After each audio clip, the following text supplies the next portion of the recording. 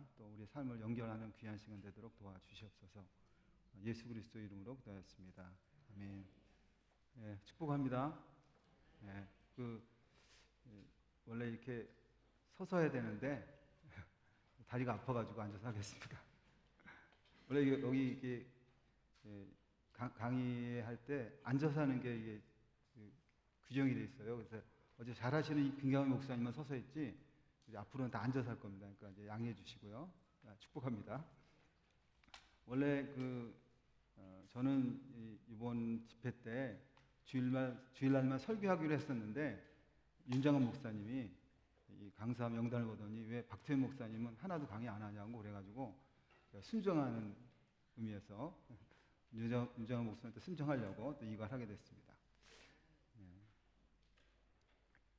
한번 어제도 전체 제목을 살펴봤지만 오늘도 구약 2과 제목을 한번 읽고요. 그 다음에 이제 한번 시작하도록 하겠습니다. 구약 2가 한번 읽겠습니다. 이 제목을 아담 PhD 논문으로 왕되다. 가로 열고 창조. 그죠? 제목이 퍼뜩 들어오지는 않으실 거예요. 그런데 대충 보면 아담이라는 사람이 있었고 PhD 논문으로 왕됐다. 뭐 그런 뜻이죠.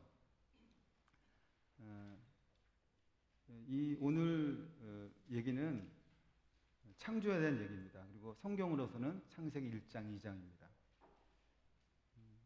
근데 이 창세기 1장, 2장을 포함한 창세기 1장부터 11장은 어제도 우리 말씀하셨지만 성경 전체에서 가장 근원이 되는 역사입니다. 사실 이 안에 하나님의 나라 역사와 세계사가 함께 흐르는 아주 특정 부위라는 것입니다. 그래서 이거를 오리진 히스토리라고 해요. 근원의 역사. 그래서 창조로부터 창세기 12장의 아브라함의 나오기 전까지 창세기 1장부터 11장까지 오리진 히스토리가 기록되는 것입니다. 그래서 오늘은 그 부분에서 이제 창조의 부분을 다룰 건데요. 사실은 이 창세기를 포함한 이 모세오경이라고 하는 창세기, 출애굽기, 레위기, 민수기, 신명기는 이 모세라는 사람이 기록했습니다. 모세는 아마 이런 고민이 있었을 거예요. 이제 자기가 지금 진행되고 있는 역사 속에서 하나님께서 역사를 기록하라고 말씀하셨어요. 특별한 거죠, 그죠? 자기가 이 역사를 기록하는, 그래서 그걸 기록한 것이 출애굽기, 민수기, 신명기, 레위기 이렇게 기록한 거죠. 사실은 창세기를 제외한 출애굽기, 레위기, 민수기, 신명기는 모세의 바이오그래피라고 해도 옳습니다. 모세가 탄생한 것 출애굽기, 그리고 모세가 죽는 것 신명기, 마지막 설교. 그러니까 그거는 물론 그것을 기록함에 있어서 자기가 경험한 것이기 때문에 나중에 성경이 될지는 몰랐겠지만 기록할 수 있었습니다. 그런데 지금 이 창세기는 자기가 경험하지 않은 부분입니다. 그래서 우리를 구원하시고 애굽으로부터 우리를 구원하시고 야곱의 70문으로 중도한 민족이 돼서 애굽으로부터 구원한, 출애굽시킨 하나님은 어떤 하나님인지 알았죠. 우리랑 언약하시는 하나님. 그 하나님은 알았는데 그 하나님이 우리 민족의 조상 되신 아브라함의 하나님이라는 것까지 창세기 12장까지 갈 수 있어요. 그런데 모세는 그것뿐만 아니라 지금 5천여 종족을 통일하고 신의 아들이라고 자청하는 파라오가, 그 파라오라는 그 출애굽의 애굽의 신이죠. 그 파라오가 5천여 종족을 통일하고 모든 민족신 중에 최고의 민족신이라고 하는 태양의 아들로 자처하는 그 애굽을 멸절시키고 우리를 구원하게 한 하나님이 지금 어떤 하나님이냐는 거예요.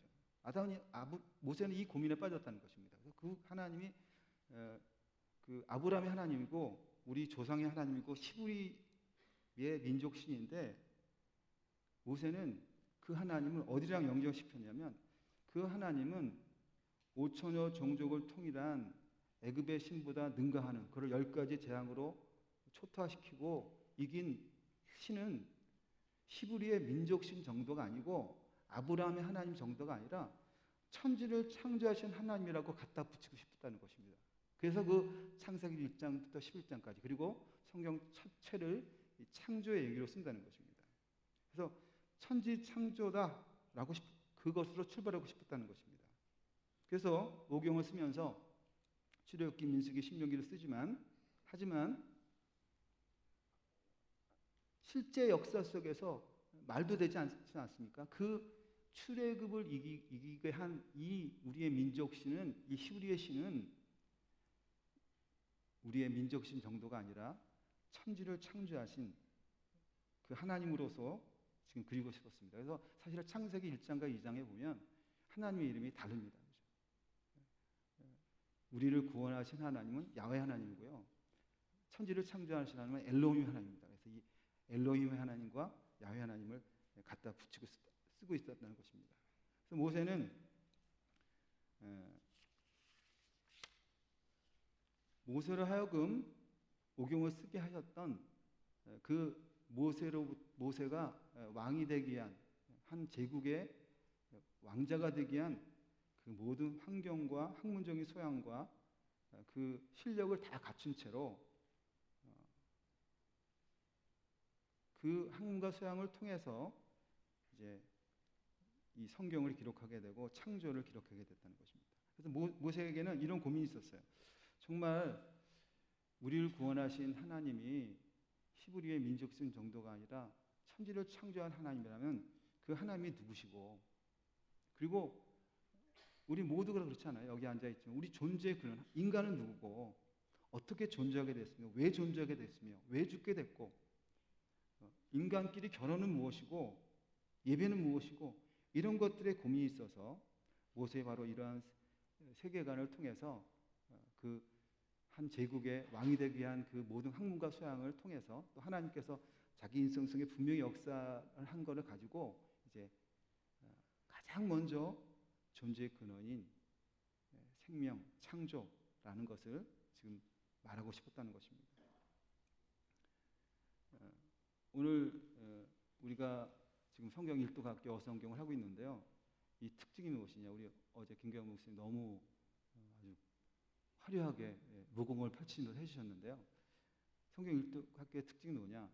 어제 그랬죠. 생장점을 터뜨리는 거다. 궁금했던 것을 대놓고 하지 못하는 것을 속으로 끙끙 앓았던 것들을 우리가 터뜨리는 건데, 그 중에 한 가지 문제가 이 창조라는 문제라는 것입니다. 우리의 존재 근원. 그래서 이 모세의 기록을 통해서, 모세의 고민을 통해서 우리가 한번 살펴보는 건데요. 그래서 오늘 첫 주제가 바로 아담, PhD로 왕되다는 것입니다. 창조를 다루는 것입니다. 창세기 1장, 2장을 다루는 것입니다. 그런데 여기에 이제 포인트가 있어요. 포인트가 있는데 그 포인트가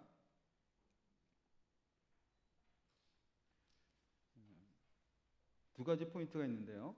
하나는 하나님을 자연과학적으로 보기. 그러니까 또 이것도 생소한데요. 하나님을 자연과학적으로 본다. 하나님 폄하시키는 게 아니라요. 우리가 창세기 첫 부분을 보면서 하나님의 창조라는 물리적인 공간과 그 영역을 창조하시는 걸 통해서 하나님은 벌써 자연과학적으로 세상을 만드셨어라는 것을 포인트를 보는 것이고요. 두 번째는 아울러서 그런 하나님을 인문사학적으로 본다. 무슨 말인지 좀 퍼뜩 들어오지 않을 텐데요. 하여튼 한번 더 진행해 보도록 하겠습니다. 오늘 우리가 존재하는 모든 이 시간과 공간 속에서 살고 있는 세상은 일단 물질로부터 시작하죠. 오늘 제가 있는 이 마이크도 축복합니다. 마이크도 방송실 축복합니다. 이 양손을 제대로 쓸 수 있어요. 프랑스 사람들은요, 손을 묶어놓으면 말을 못한대요. 말을 이걸로 한대요. 저도 만약에 핸드 마이크를 주면 말하기 되게 어려운데 양손을 프리하게 해줬는데, 이 마이크도 다 이게 물질적인 존재죠. 뭐 펜도 있고 책도 있고 책상도 있고, 이거는 다 물리적인 요소라는 것입니다. 해라는 것도 물질이고요. 또 물도 있고, 그다음에 제가 제일 좋아하는 게 커피 걸랑이에요. 그래서 커피가 없으면 못 사는데 물에다가 더치커피를 타서 이렇게 마십니다. 아주 맛있습니다. 축복합니다. 일단 이 물리적인 요소라는 것입니다. 또 여러분들 그 학교에서 탄소 동화 자공 그 광합성 배우셨죠? 잎사귀가 있는데 개썸도 주고 울타리도 주고 있어가지고 빛을 받으면 그게서 뒤에서 막 녹말 포도당이 생기는 그런 작용을 통해서 여러분들이 먹고 살고 있잖아요. 이런 것도 다 물리적인 요소라는 것입니다. 나라는 요소는 물리적인 요소가 전제되지 않은 채 정신적 요소가 들어올 수 없다는 거예요. 내가 있고 또 그 안에 뭐 정신적 요소가 있는 거잖아요. 그래서 우리가 성경을 볼 때 정말 자연과학자 하나님으로 먼저 보고 그 위에 정신적이고 형이상학적인 것, 왜 내가 사는 건지, 뭘 위해 사는 건지, 삶이란 무엇인지를 합쳐야 된다는 것입니다. 그래서 정말 하나님이 세상을 창조한 게 맞다면 하나님이 창조하신 목적대로 가장 중요한 인간 또 모든 만물에 대해서 너희들을 내가 왜 창조했고 왜 너희들이 뭘 해야 진짜 행복한 건지를 가르쳐 주셔야 되고 그것이 맞지 않겠습니까? 그래서 이 물리적인 요소를 갖추신 하나님과 그런 측면에서 또 우리를 왜 살라고 하고 왜 만드셨을까 하는 성의상학적인 측면도 바라보는 것. 그래서 이게 그것이 첫 번째 물리적인 요소, 인간을 창조한 것에 대한 것이 자연과학자 하나님으로 보기라면 두 번째 측면은 인문사학적 과학적으로 하나님의 창조를 들여다보는 것입니다. 그래서 뭐 쉽게 말하면 우리가 학교 다닐 때 이과 문과 있었잖아요. 물론 지금 사실은 현대 교육에 있어서는 이과 문과를 정확히 나누지 않고 통합과적으로 많이 나누지만 그러나 우리는 이과 문과를 나눴잖아요. 축복합니다. 혹시 이과 손 들어보세요. 이과. 왜 이렇게 많아요? 부담되네. 그럼 3과, 문과. 이것도 저것도 아니다. 뭐. 축복합니다. 우리 뭐 그렇게 우리가 학문의 영역을 배웠잖아요. 그것처럼 지금도 우리가 이과 문과를 통합할 수 있는 그런 어떤 면은 창조라는 부분을 두 가지로 나눠서 합치는 그런 대장정이고 다시 말하면 두 영역을 합치면 진리고 진리에 대해서 성경은 답변을 하고 있는가라는 것을 생각하면서 이거의 포인트를 잡은 것입니다. 여러분들 우리가 새로운 가로 들어가기 전에 어제 했던 것들을 좀 한눈으로 살펴보고 그리고 새로운 거로 들어가는 것이 좀 좋지 않겠습니까? 네, 대답을 안 하시는군요. 축복합니다. 여기 우리 어쨌든 교재가 있으니까 또 교재도 사셨으니까 그래도 교재가 작동하지 않아야 되겠습니까? 그래서 여러분들 보면 어제 했던 걸 한번 살펴보고 오늘 이러한 관점과 포인트를 가지고 이제 한번 앞으로 가도록 하겠습니다. 여러분들 35페이지에 보면 창출 미스 삽사망 대란후 있죠? 대란후 그거 여러분이 한번 읽어주실래요? 35페이지부터 해서 36페이지까지 한번 다 같이 읽겠습니다. 대란후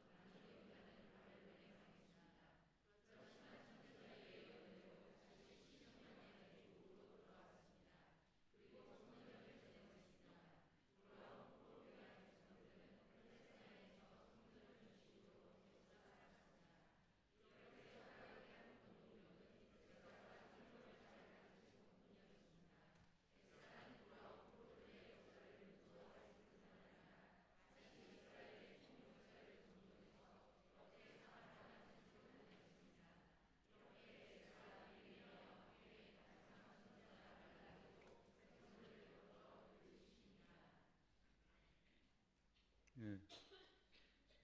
잘 읽어주셨습니다.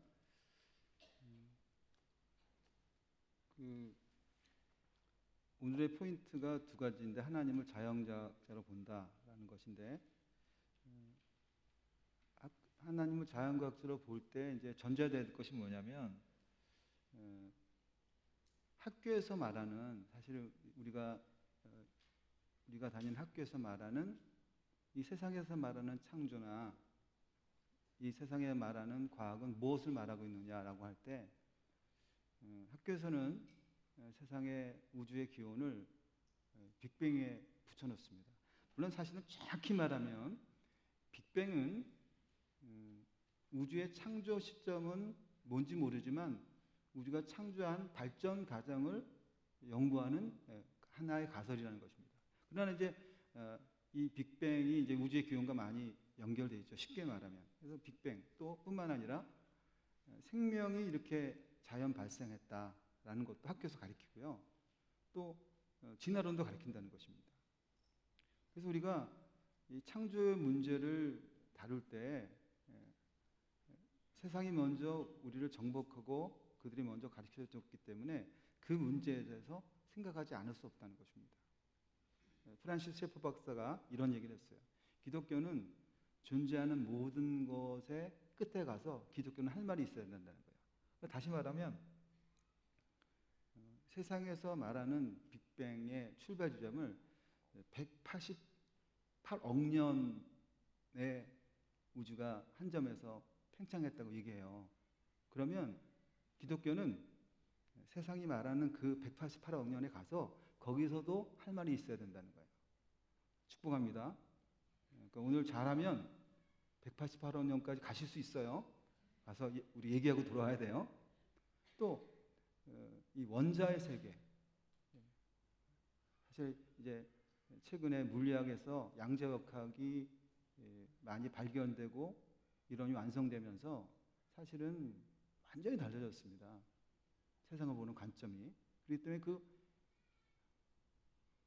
0.0을 한 12개, 13개 붙인 센티미터 속에 있는 그 원자의 세계 속에 가서도 기독교는 할 말이 있어야 된다는 것입니다. 축복합니다. 오늘 잘하면 원자의 세계도 들어갈 수 있습니다. 아톰맨이 될 수 있어요. 그래서 우리는, 그리고 이 진화론의 곳에 가서도 우리는 기독교를 할 말이 있어야 된다는 거예요. 그래서 이 자연과학자의 하나님을 본다는 것은 그 기원론의 문제, 빅뱅이나 생명 발생 이론, 그다음에 생명 진화 이론의 것들을 살펴보면서 그 과학이 말하는 것 앞에서 우리는 할 말이 있어야 된다는 거예요. 디펜스 할 수 있어야 되는 거예요.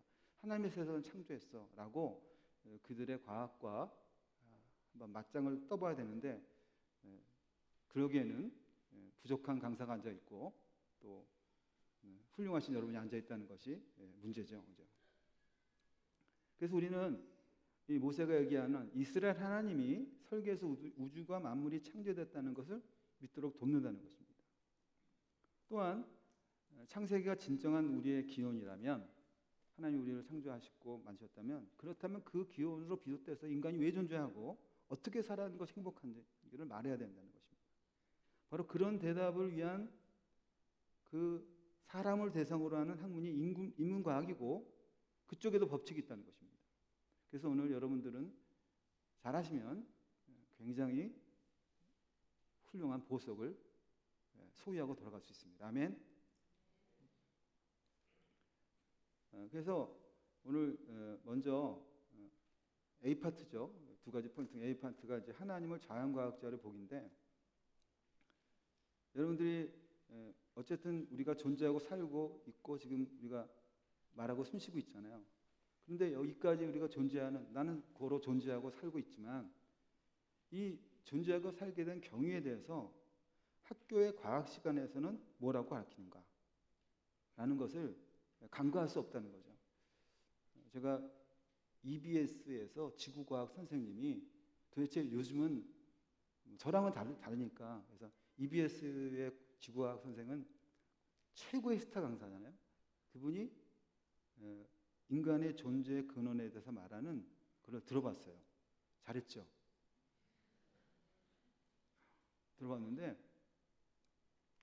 완전히 거기는 우주의 한 점에서 초고온 초밀도에서 우주가 188억 년에 터져서 그것이 여러 가지 과정을 통해서 여러분이 와 있다고 가리키면서 그걸 외우고 시험 보고 완전히 닥달하면서 가리키더라고요. 그러니까 무차별적으로 그렇게 우리의 존재의 경위를 외우고 시험 보고 있다는 것입니다.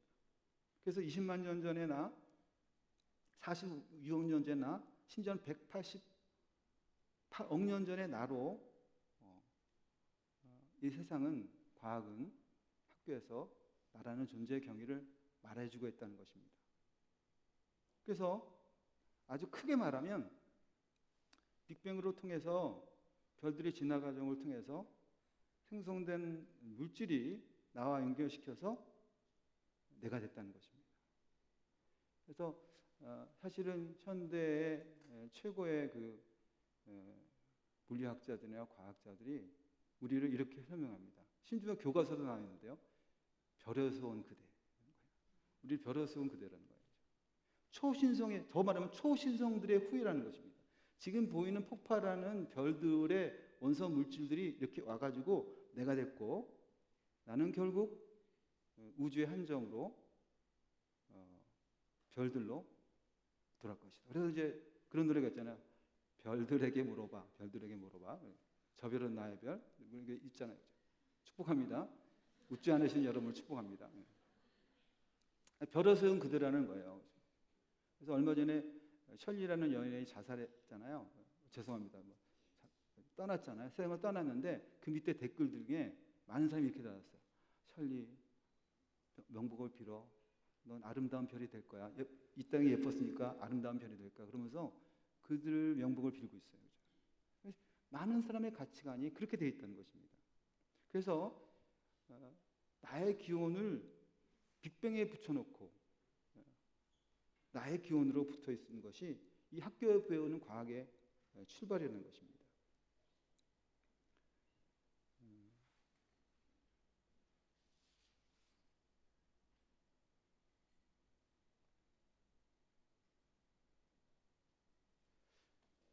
그래서 아무것도 없는 데서 우주의 한 점을 설정해야 되고 가설해야 돼요. 아무것도 없었는데 우주 한 점이 있어야 돼요. 그래서 많은 정직한 물리학자들은 그럽니다. 그 우주의 근원이 어떻게 생긴지 모르지만 우주 근원을 그것을 가정할 때 그 이유를 우리가 설명하겠다는 것입니다. 수학으로 또 어떤 가설로 설명하겠다는 것입니다. 그래서 아무것도 없는 무에서 무구물이 생길 수 있고 그것이 결국 자연 발생해서 생명체도 되고 진화도 되고 인간이 된다는 것입니다. 그래서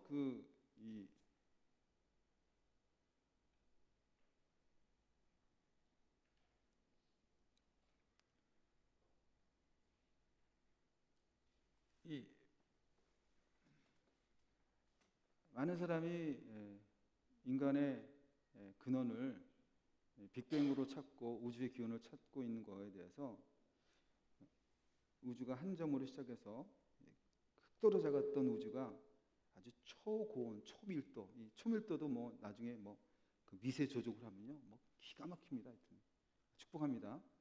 저한테 어려운 말이 나오지 않도록 여러분들이 이렇게 그럴듯한 표정을 지어줘야지. 여러분이 어려워하시면 제가 계속 어려운 말을 쓸 것입니다. 빨리 이해했다고 그러고 넘어가야 돼요. 그래서 이 초고온, 초밀도 상태에서 팽창해서 오늘의 우주로 변했다는 것이 빅뱅 이론이라는 것입니다. 아무것도 없는 데서 무구밀이 창세했다는 것입니다. 그래서 빅뱅은 그 우주의 한 점에서 188억 년 전에 갑자기 대폭발해서 그 엄청난 고온입니다. 고온에서 그 엄청난 밀도 속에서 우주가 팽창해서 현대 그 양자역학이 만들어낸 원자의 세계를 거꾸로 반입해서 양성자나 중성자나 여러분도 빨리 안다고 표정 안 지으시면 계속 어려운 걸 쓸 겁니다. 쿼크 진자나 렙톤이나 계속 쓸 겁니다. 중성 비자나 쓸 겁니다. 그래서 빨리 안다고 그러시면. 그래서 그런 것들이 막 생겨가지고요. 입자들이 반입자들이 생기고 그러면서 그런 것들이 막 거꾸로 이제 현대 물리학을 역순으로 돌린 거죠. 그래서 원자 핵도 생기고 원자도 생기고 그런 것들이 막 또 전자가 또 활동해서 나중에는 수소와 헬륨이 생겨가지고 그것이 이제 핵력을 일으켜서 별들이 되고 초신성이 폭발해서 그런 물질이 해서 어느 날 식고 그래가지고 지구가 됐고 거기서 또 생명체가 태어났다는 것에 대한 그 근본이 빅뱅 이론이라는 것입니다. 그래서 이 빅뱅 이론을 통해서 우리의 기원을 거기다 갖다 붙여놨다는 것입니다. 그래서 결국 우리가 살고 있는 우주는 저절로 빅뱅이라는 대폭발, 뭐 심지어는 이제 급팽창이라는 이론이 있습니다. 인플레이션 이론이 있어가지고 급팽창해서 우주를 구성하는 보이는 물질과 보이지 않는 물질이 저절로 생성됐다는 것입니다.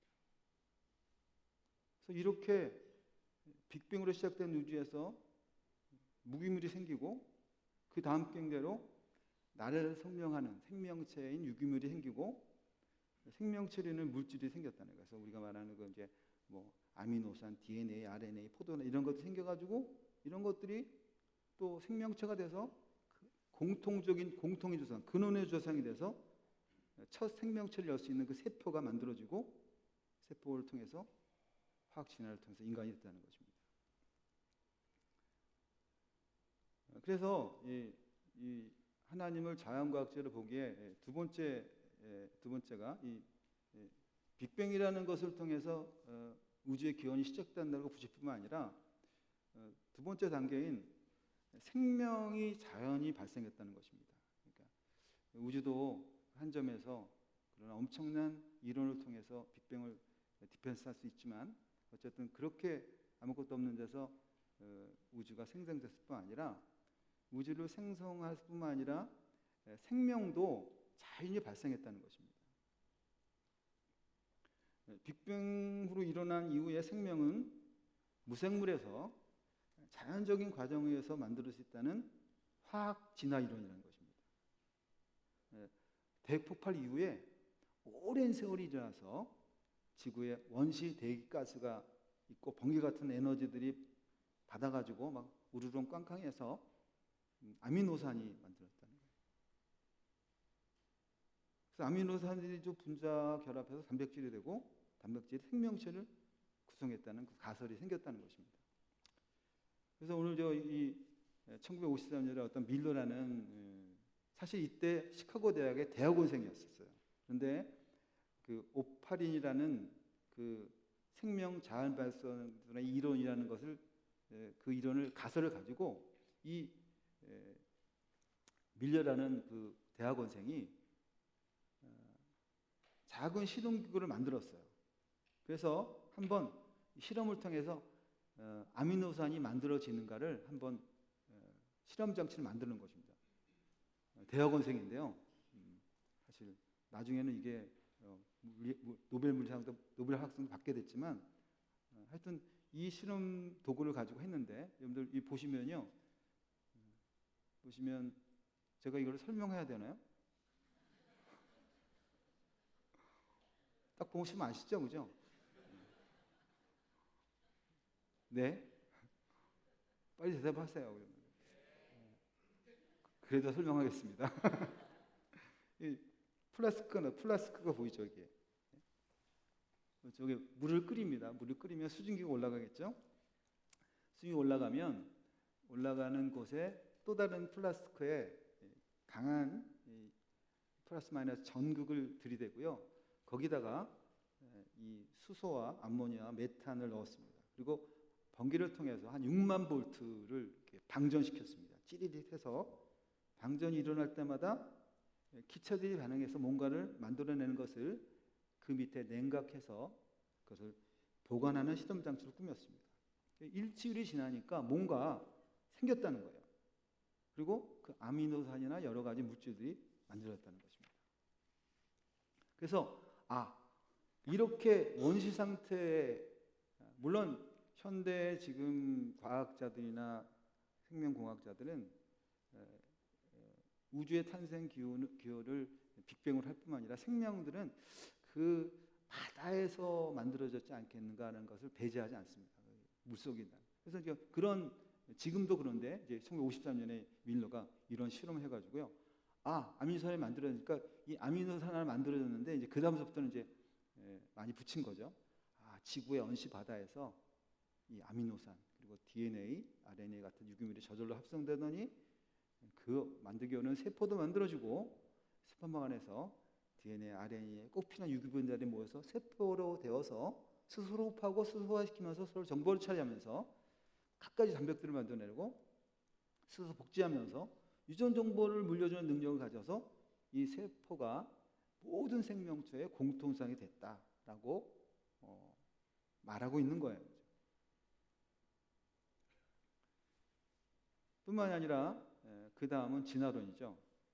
단순한 세포를 통해서 인격적인 존재로 진화할 수 있다는 것입니다. 그래서 우연히 발생된 그 생명체가 우리가 말하는 적자생동, 자연 선택을 통해서 또 돌연변이라는 것을 통해서 굉장히 점점 진화돼서 해양 생명체가 저절로 만들어지더니 세포 하나가 오랫동안 진화해서 다세포 생물이 되고 또 다양한 무초 생물이 되고 그러더니 오랜 시대가 지나더니 척추가 생기고 어류, 양서류, 파충류주, 우리 표류 그래서 더 복잡한 생명체가 지나오더니 맨 마지막에는 인격과 지성과 심지어는 개성이 있는 개성은 알아서 들으세요.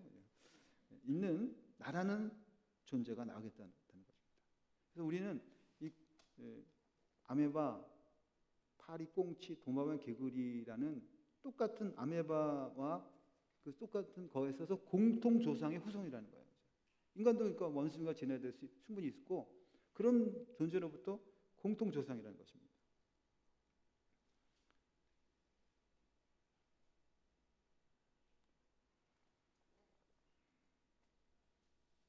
그래서 우리가 여기까지 있는 것을 정리해 보면, 근데 이거는 김선 전사님 8번 누르면 PPT가 안 나오는데?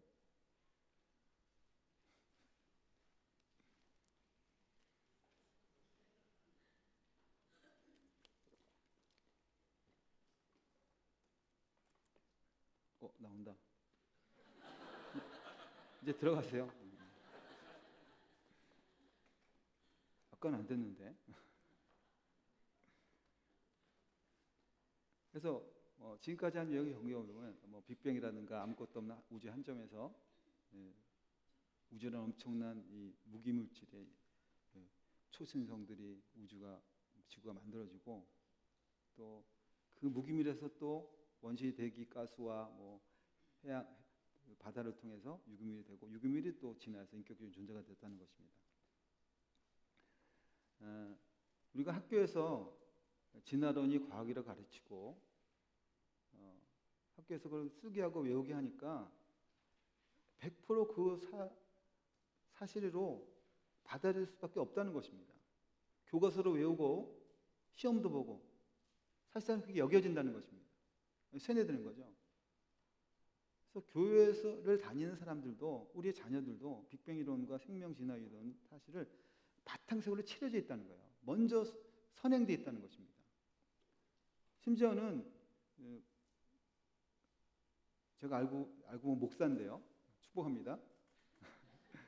우리들도 설교할 때 강의할 때 나도 모르게 진화론의 얘기를 쓰고 있어요. 근데 제가 할 때는 잘 모르지만 다른 사람 할 때는 잘 보여요. 저 목사님 왜 저러지? 진화론을 깔고 얘기할 때가 되게 많아요. 그래서 많은 곳에 이 진화의 색깔을 넣어서 창조를 이해하고 싶어하는 상황에서 우리가 살고 있다는 것입니다. 그래서 우리는 지금 좀 이제 빨리 점심을 먹고 싶습니다. 축복합니다. 이가를 빨리 지내고 싶은데 지금부터 이제 이 세상이 말하는 과학의 이론 앞에서 신앙 빼고 과학적으로 질문하고 싶다는 것입니다. 할 수 있을까요? 네. 그래서 지금 여태가 이런 것을 일반적으로 살펴보면 세상을 이렇게 가리키고 있고 과학을 가리키고 있는데 우리는 존재하는 모든 것에 대해서 할 말이 있어야 되고 그러니까 이제 과학적으로도 한번 신앙을 빼고 과학적으로 한번 질문하는 거예요. 정말로 무에서 어떻게 초고온 초밀도를 통해서 우주가 시작될 수 있는지 한번 그걸 살펴보자는 것입니다.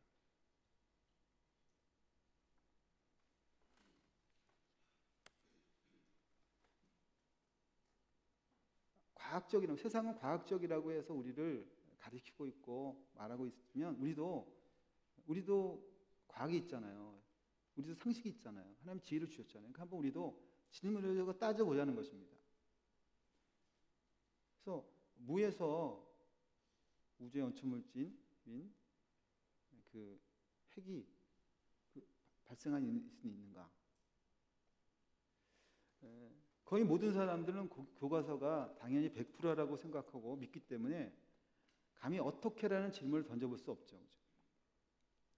그렇죠? 과학자들이 잘 연구하고 검증했을 것이니까 다 증명했을 거라고 교과 써 있으니까요.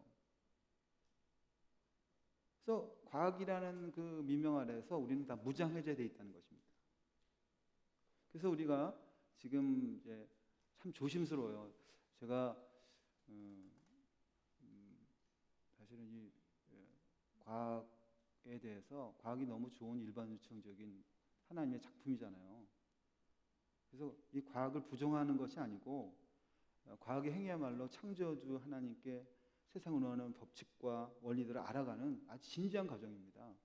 그래서 그 과학하는 사람들이 얼마나 훌륭하고 목숨을 걸고 연구하고 시대에 이게 여러분들 지금 이 입자 물리를 하거나 그 빅뱅을 연구하는 사람들은요 이 우주를 이 지구를 이 세상에 가장 엣지어서서 이 세상을 구원해내는 그 과학을 연구하는 사람으로서 사명감을 느끼고 하고 있는 거예요. 그 사람들에 대해서 함부로 우리가 폄하하거나 빅뱅을 함부로 이렇게 말할 수 없어요. 근데 이제 제가 이제 그런 일을 해야 돼서 굉장히 좀 어려운데요. 제까지 게 뭐라고? 근데 사실 이제 저희 교회에 그 한 분이 있는데요. 우리 교회 성도인데 그분은 빅뱅을 연구하는 학자예요. 이론 물리학자인데요. 특별히 빅뱅의 그 10의 마이너스 32에서 35초 가운데 일어나는 급팽창, 인플레이션을 연구하는 나름대로 자기의 이론이 있는 사람이에요.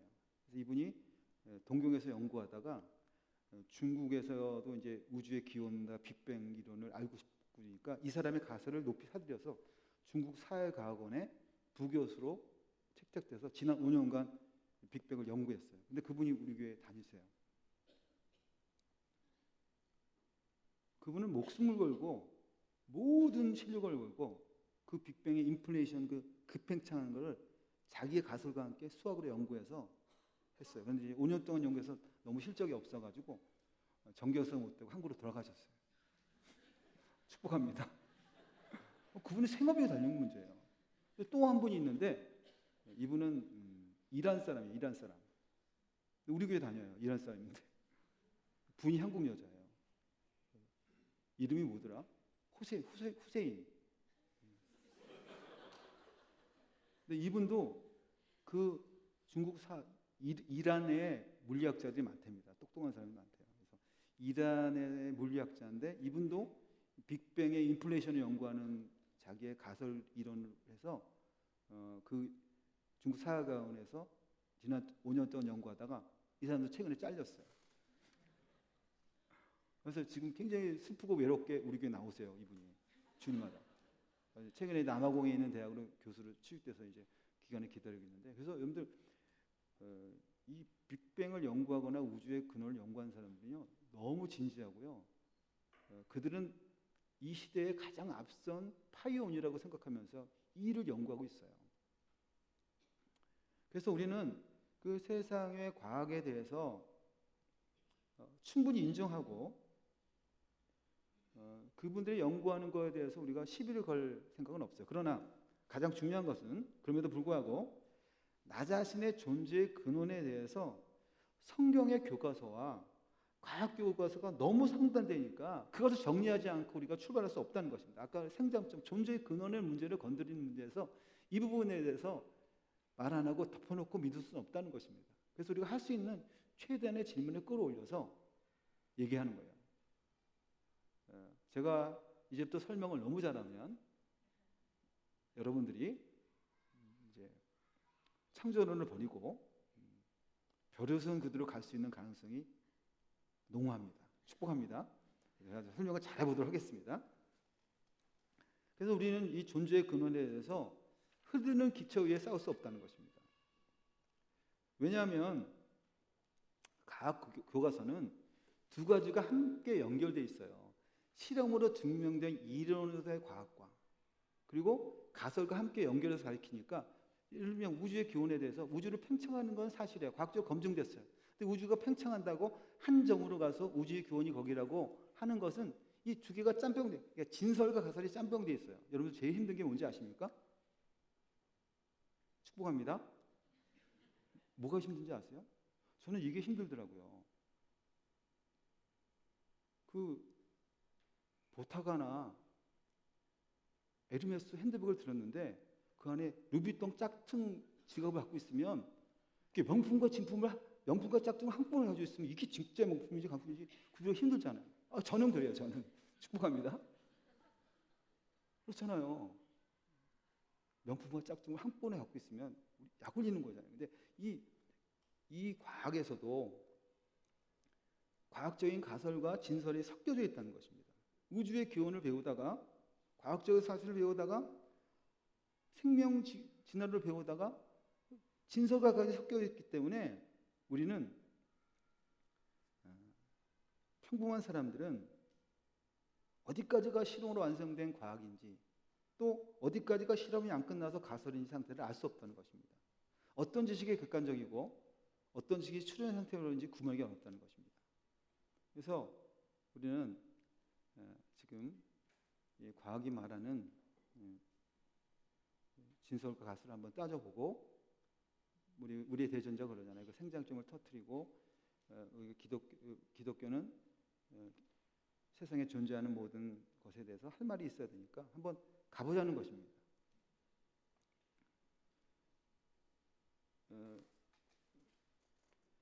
지금 이 현대 과학과 물리학에서 빼놓을 수 없는 한 가지 사실은 뭐냐면 우주를 연구하는 것입니다. 천체 물리를 연구하고 우주의 입자를 연구하고 양자 역학을 연구하고 그러면서 도대체 우주는 어떻게 생겨먹을 것일까 라고 할 때 천재적인 물리학자 과학자들이 이미 연구를 다 해놨어요. 그래서 그런 걸 한번 추론해보고 따져보는 것인데 할까요 말까요? 축복합니다. 제가요 대학교 때 물리학을 전공했습니다. 죄송합니다. 저는 꿈에도 다시 성경을 연구하고 말씀을 전하는 사람으로 그 지긋지긋한 컨닝과 암기로 졸업한 대학의 물리학을 다시 사용해야 될지 꿈에도 몰랐습니다. 하나님께서 60이 넘은 나이에 다시 물리학을 공부하게 하시고 어성경 이강을 강의하신 하나님을 찬양합니다.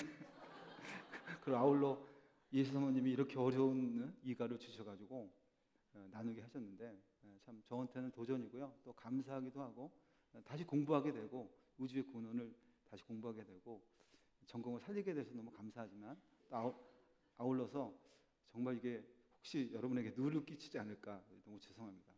어쨌든 현대 물리학이 말하는, 현대 우주과학이 말하는, 천체물리 말하는 이 세상은 어떻게 창조된 것이, 어떻게 만들어진 것이고 그들이 뭐라고 말하는가를 우리는 알아야 되지 않겠습니까? 그죠? 네. 별로 알고 싶지 않으시군요. 옆 사람이 졸고 있군요. 배가 고프시군요. 그래서 우주가 이게 지금 어떻게 무슨 근거로 한 점에서 작은 상태의 팽창해서 우주가 형성되게 할 것인가, 또 무한한 팽창할 것인가 라고 할 때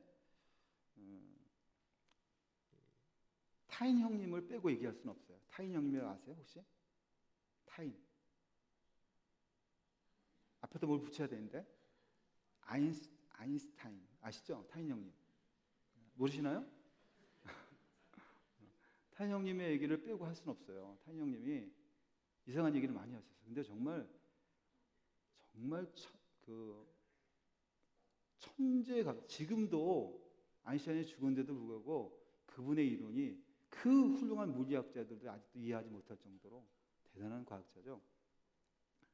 근데 이 타인 형님이 무슨 얘기를 했냐면 우주를 연구하면서 이제 그 전에 150년 전에 가장 훌륭한 과학자가 뉴턴이라고 아세요? 뉴턴 형님이 계셨어요. 그 형님이 그 사과가 떨어진 거 보면서 만유인력을 하면서 중력이 있다. 질량을 가진 물건들은 서로 땡기고 질량이 역사한다는 거예요. 질량이 있다는 거예요. 만유인력이라는 거예요. 그래서 여러분들 이 지구라는 중력장 안에는 1m 제곱, 1m라는 그 면적에는 약 9.8kg의 중력이 떨어지고 있어요. 그래서 그것 때문에 떨어지는 겁니다. 이제 떨어지는 겁니다. 잘 봤죠? 축복합니다.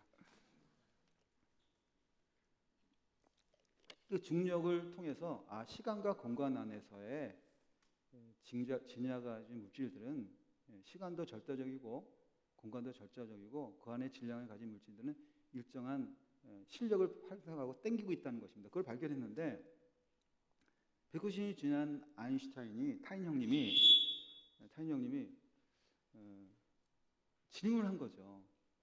성경에도 질문을 해야지 질문을 터뜨려야 되잖아요. 그러니까 그냥 믿지 않는 거예요. 질문을 했어요. 아니 질량하는 물질들이 서로 땡겨서 인력을 발생하고 중력이 있는데 그 연구를 해서 도대체 우주 공간에 이렇게 물질들이 떠 있고 지구도 있고 태양도 있고 달도 있는데 이런 우주의 상태를 연구하면서 도대체 우주가 무엇일까라고 연구하면서 그 유명한 상대성 이론이라는 것을 발표합니다. 축복합니다. 상대성 이론 아시는 분 손 들어보세요. 네. 그래야지 빨리 넘어간다 그랬죠. 그죠? 네 하시는 분은 진짜 아시는 분인데.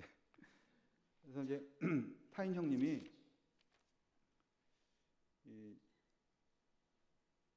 뉴턴 형님이 말하는 이 중력과 질량이 가진 물리균이 서로 땡긴다는 것을 얘기했는데 아인슈타인은 그렇지 않다는 것을 이론을 다시 만든 것입니다. 그것이 이제 상대성 이론인데요.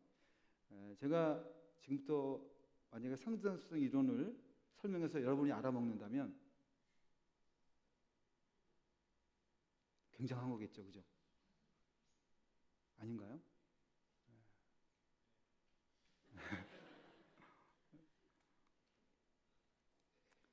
아인슈타인이 온 우주를 연구하고 과학을 연구하면서 질량을 가지고 있다면 모든 물질이 질량을 가지고 지구도 질량을 가지고 태양도 질량을 가지고 있고 우리도 질량을 가지고 질량을 가진 물질이 가지면 여기서 잘 들으세요. 공간을 휴게 한다는 것입니다. 이게 뭔 소리야? 시간과 공간이 있잖아요. 근데 질량을 갖고 있으면 공간을 휴게 한다는 거예요. 축복합니다. 여러분들 비닐랩 있잖아요. 비닐랩에다가 사과를 얹어놓고 방울포나를 얹어놓으면 어떻게 됩니까? 질량을 많이 가지고 있는 사과가 훨씬 더 쑥 들어가겠죠. 방울토마토보다, 그죠? 그러니까 질량을 갖고 있으면 이 비닐랩의 공간을 쉬게 만들죠. 그런데 아인슈타인의 상대성 이론에 의하면 시간과 공간은 절대적이지 않다는 것입니다. 오직 절대적인 것은 빛만이 절대적이라는 것입니다. 보세요. 그러니까 빛은 직진하다고 가다가 이 질량이 공간을 쉬게 만들었으니까 빛이 가다가 사과라는 공간 속에서 훨씬 더 빛이 가다가 공간 통해서 쉬니까 이게 사과라는 반지름을 통해서 훨씬 빛이 늘어져 가겠죠. 그러니까 시간도 늘어지고 질량 때문에 공간이 늘어지니까 시간도 직진하다가 이렇게 공간으로 빨려 들어가서 그 질량만큼 늦게 간다는 거예요. 방울토마토는 어떻게 했겠어요? 똑같이 빛이 직진하다가 공간이 휘어진 만큼 조금만 휘어지니까 조금만 가죠. 그러니까 이쪽 사가라는 시간과 공간에서가 늘어져서 시간이 늘어졌기 때문에 이쪽 시간과 공간의 질량 때문에 나타나는 시간 공간과 이쪽 방울토마토의 시간과 공간은 이게 느리고 이게 빠르니까 시간이 느리게 가고 빠르게 가니까 상대적이라는 거예요. 이게 상대성 이론인 것입니다. 축복합니다. 무슨 말인지 아셨죠, 그죠? 그러니까 시간만이, 그러니까 빛의 속도만이 절대적이라는 것입니다. 시간과 공간은 상대적이라는 거예요. 그러니까 태양에서 중력장 안에서의 지구라는 중력장 안에서의 시간과 인터스텔라 다른 행성 간의 시간은 다르다는 거예요. 그래서 아바타 영화에서 가장 빠른 행성에 4.4광년을 가는데 빛의 속도 70% 가니까 5년 10개월이 걸리는데 갔다 오니까 지구라는 공간은 8년이 흘렀어요. 여러분들 아바타라는 영화의 시나리오에 그 시나리오의 물리학적 그 근거가 시나리오에 이만큼 달려 있습니다. 여러분 현대 지금 영화를 보면서 이 상대성 이론을 보고 영화를 본다는 건 말도 안 되는 거예요. 축복합니다. 다시 한번 정리하겠습니다.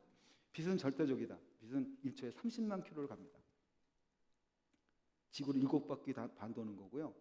지구도 달의 거리가 8만 킬로니까 지구에서 달까지 1초 만에 가는 그 속도만이 절대적이고, 시간과 공간은 질량이 무거운 거가 가벼운 거에 따라서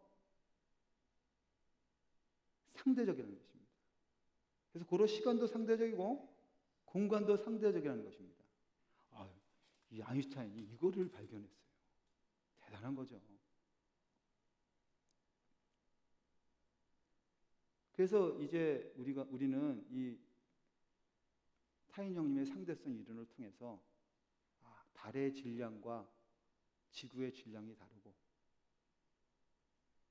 지구의 중력과 달의 중력이 다르다는 거예요. 6분의 1이 6분의 1 다른. 뭐냐면 공간을 시계하고 빛이 그것을 통해서 늘어지기 때문에 다 상대적이라는 것입니다. 이런 상태에서 우주를 바라보면 우리는 이제 몇 가지 전제를 하게 되는데요. 그러면 여러분들 아까 비닐랩에다가 사과를 놓고 방울토마토를 넣으면 이게 서로 질량이 있으면 달과 지구가 잠깐만 당겨지잖아요. 그러면 이게 전 우주 공간이 계속해서 중력이 작용하고 질량이 작용하고 서로 당기고 그러면 중력에서 뭉쳐져가지고 달과 지구가 합쳐져서 이게 지금 이렇게 뭉쳐진다는 거예요. 그렇죠? 중력이 있으니까 서로 끌어당기니까. 근데 놀랍게도 지금은요 매년 1년에 3.8cm씩 달에서 지구가 늘어지고 있는 거 아십니까? 지금도 1년에 3.8cm씩 달이 멀어져요. 그러니까 이 아인슈타인의 상대성 이론이 우주 공간에서는 일면 맞지만 다르다는 거예요. 그것을 이 프리드만이라는 과학자가 의문적으로 했어요. 이런 논란의 발견에 불구하고 이 엄청난 당대의 천체를 우주하는 우주를 연구하는 것에 대해서 의문점이 생긴 것입니다. 어떻게 전 우주 공간에 중력이 계속 작용해 왔다면 모든 것이 중력에 뭉쳐버리지 않겠는가? 그래서 그렇다면 이런 거예요. 그러니까 달과 지구와 달이 있어요. 중력이 작용하니까 계속 중력이 작용하면 이렇게 당겨질 수 있는데 이 거리를 3.8cm 늘리면서도 그대로 이렇게 기능하게 만드는 그런 장치가 있을 것이다. 물론 이제 아인슈타인이 이것을 정상 우주론을 해가지고 우주의 상수, 뭐가 계속 심어주는 우주의 상수가 있을 것이라고 얘기했는데 프리드만은 그렇지 않고 이게 요 중력이 작용하면서 서로 당길 때 요거보다 다 약간 더 센 힘이 계속 이거를 팽창하게 하면 그대로 3.8cm 팽창하면서 이걸 그대로 중력을 유지하는 채로 지구가 되면 그래서 쉽게 말하면 팽창할 수 있다는 것입니다. 팽창 우주론을 얘기한 거예요. 여기까지 이해하시겠죠? 네.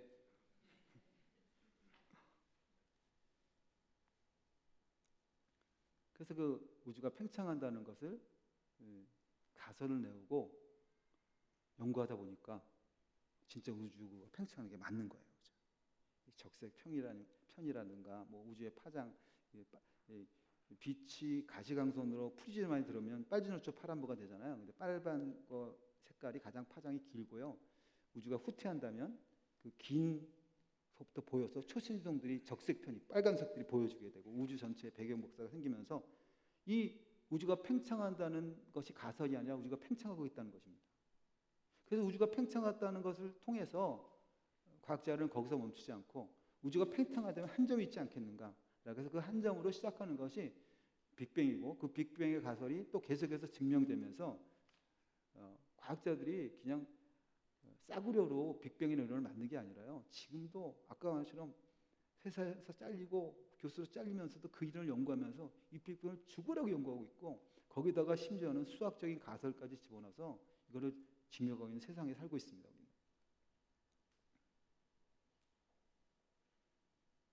그래서 나중에는 우주가 우주 한 점에서 그러다 보니까 이제 많은 문제점이 생기고 그 문제점을 보완하기 위해서 급팽창 이론이 생깁니다. 이 급팽창이라는 이 인플레이션이라는 것은 통화가 팽창되면 어떡하죠?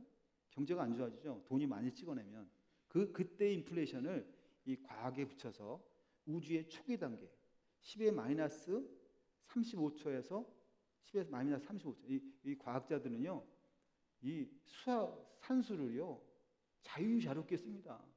그래서 얼마 전까지만 해도 이 빅뱅 이론에서 우주가 팽창할 때의 초기 연도 그때 연도를 137억 년이라고 그랬어요. 2012년도까지. 근데 최근에 수학을 다 연구하다 보니까 1억 년이 늘었어요. 1억 년 느는 거는 뭐 금방 늡니다. 그래서 지금은 138억 년이야. 또 계산하면 어떻게 될지 몰라요. 그리고 그 급팽창할 때 그 온도라든가 그 시간이 10의 마이너스 30이니까 0.0000000을 한 수십 개 붙인 초도 안 0을 31개나 붙이는 초 사이에 우주가 팽창했는데 그때의 시간을 계산하고 그대로 하는 거예요. 근데 그 우주를 급팽창할 때 그때 여기서 중요한데요. 여태까지 이제 그 상대성 이론이나 그 타인 형님의 이론이 통했는데요. 우주가 급팽창할 때는요. 지금까지 있는 과학과 역학이 통하지 않아요. 그 안에는 다른 이론이 통해요. 그것이 이제 양자라는 역학입니다.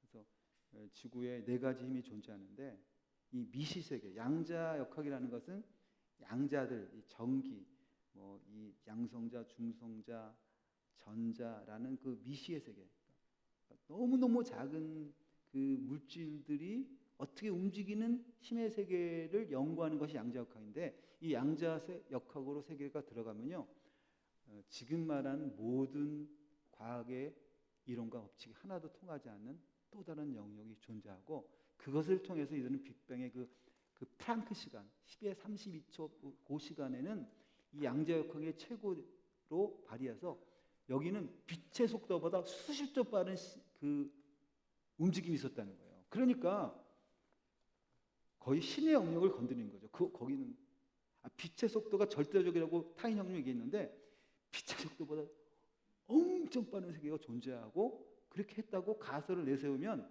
이들은 빅뱅을 통해서 이 물질이 만들어졌다는 것도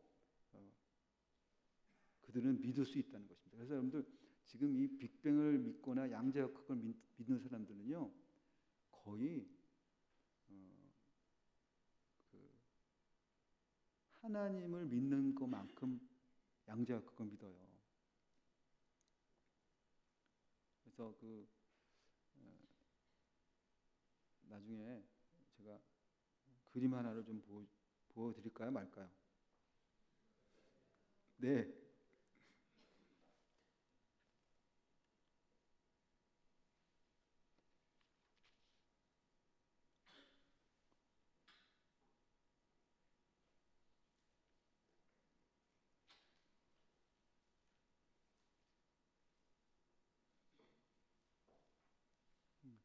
아주 러프하게 얘기하면 이겁니다. 빅뱅해서 이렇게 해가지고 지금 140억 년 돼서 이렇게 내가 존재하게 됐다라고 하고요. 좀 더 구체적으로 얘기하면 뭐 이렇게 어떻게 그 물질들이 생성된 거에 대해서 정확히 얘기하고 있습니다. 이것도 우주 탄생의 진화에 대해서 얘기하고 있고요. 좀 더 정확히 보면 이렇게 됐다는 거예요. 빅뱅이 10의 마이너스 30초 전 그 플랭크 시간에 물질들이 급팽창해서 3.5초 30을 급팽창해가지고 입자들이 시대가 되고 입자들에서 이제 막 이렇게 되다가 3분 정도 될 때 지금 현대 물리학에서 제일 중요한 원자 핵이 합성됐다는 거예요. 그래서 이제 지금 우리가 원자로 구분됐잖아요. 우리 원자. 여러분들 지금 이렇게 하면요. 이렇게 하면 원자 수천 개가 떨어지고 있어요. 여러분들 없어지고 있어요. 지금 진짜로요. 그 원자로 돼 있는데 그때 이제 원자 핵이 먼저 됐다는 거예요. 3분에. 그리고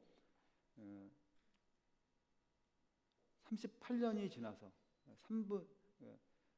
3분 때에 원자 핵이 만들어지고요. 또 엄청 온도가 식고 그러면서 38년에 드디어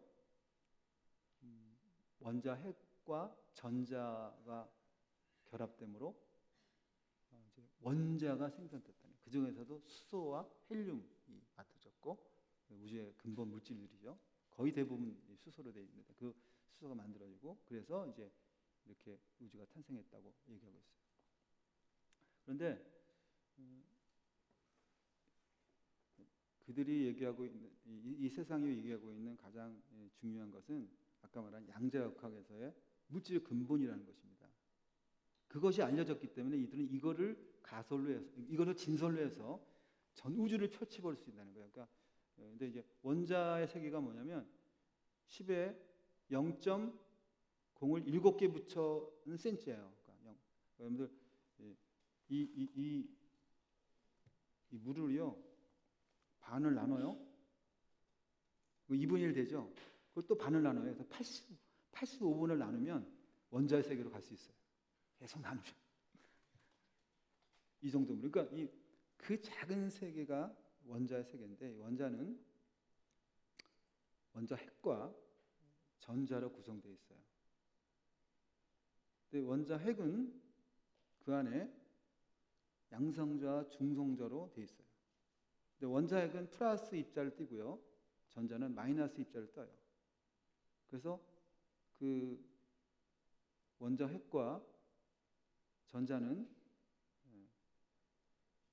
일정 궤도를 돌면서 움직이고 있죠. 오피탈 구조를 통해서 움직이고 있는데 한 가지만 얘기하고 이제 나가겠습니다. 근데 왜 이들이 이 양자역학을 통해서 우주의 근원까지 갈 수 있는 그 본질이 뭐냐면 그 원자의 세계가 너무 독특하다는 거예요. 거의 전자는요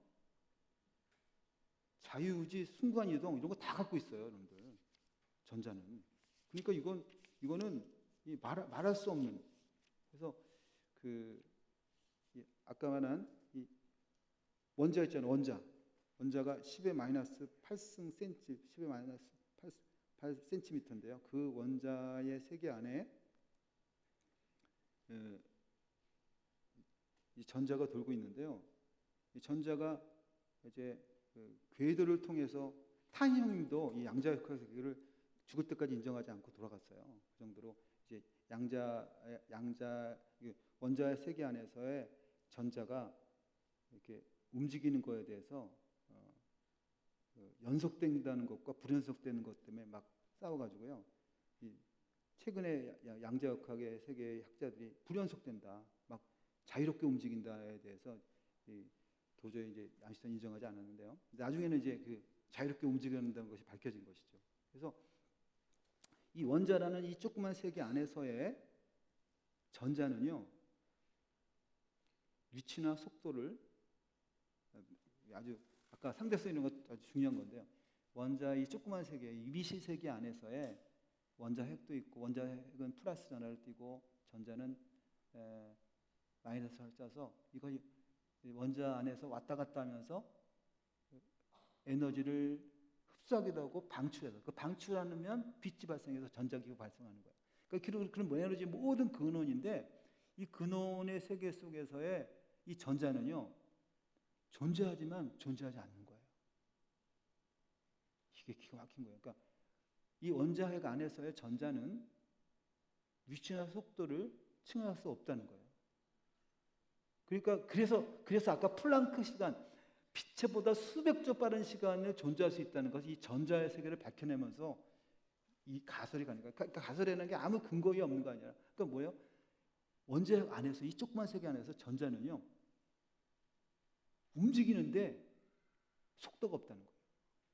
이걸 보고 양자의 도약이라고 합니다. 그냥 순간 이동한다는 거예요. 그러면서 에너지를 방출하는 거예요.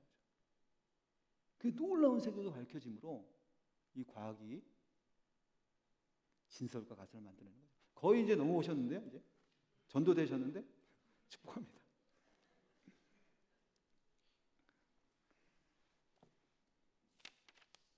그러나 이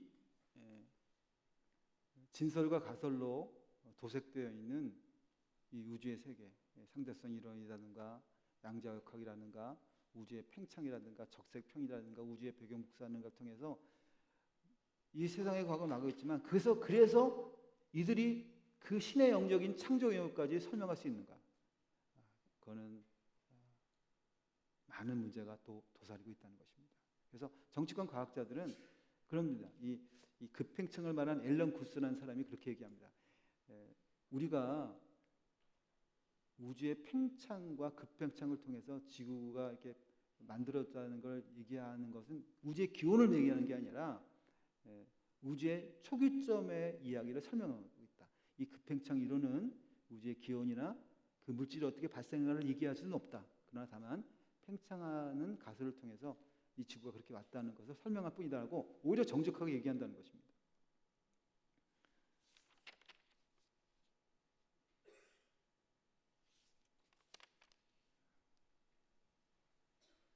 이렇게 어정쩡한 분위기 속에서 제가 어떻게 그 다음을 총해야 될지 저도 굉장히 당황스럽습니다. 축복합니다. 뭐 저를 좀 도와주시던지 박수 한번 쳐주시고.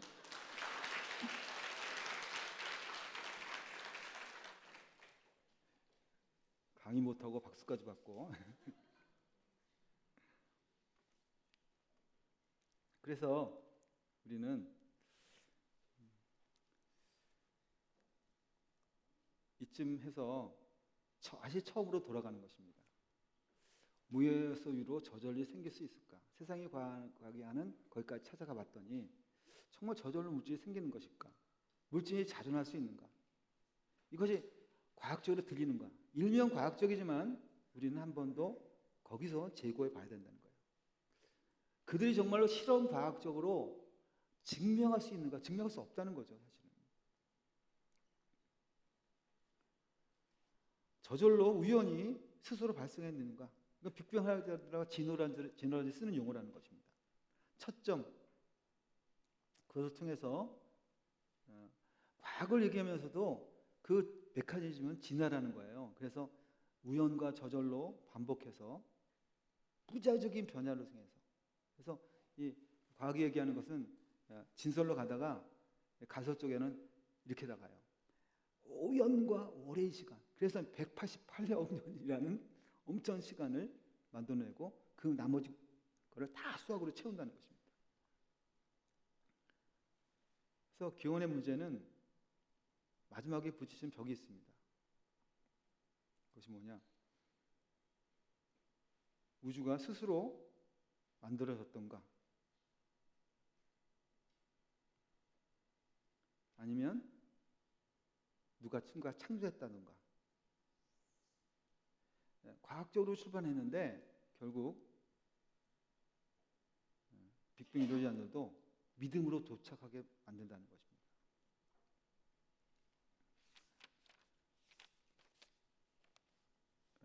이 우주의 탄생과 기원의 문제는 여기까지 하고요.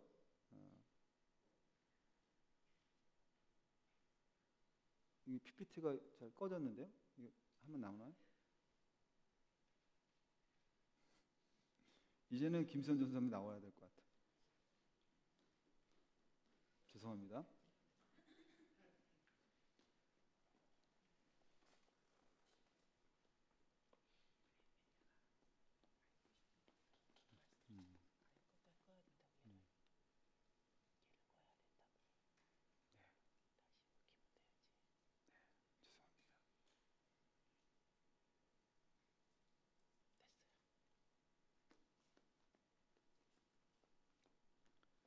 그래서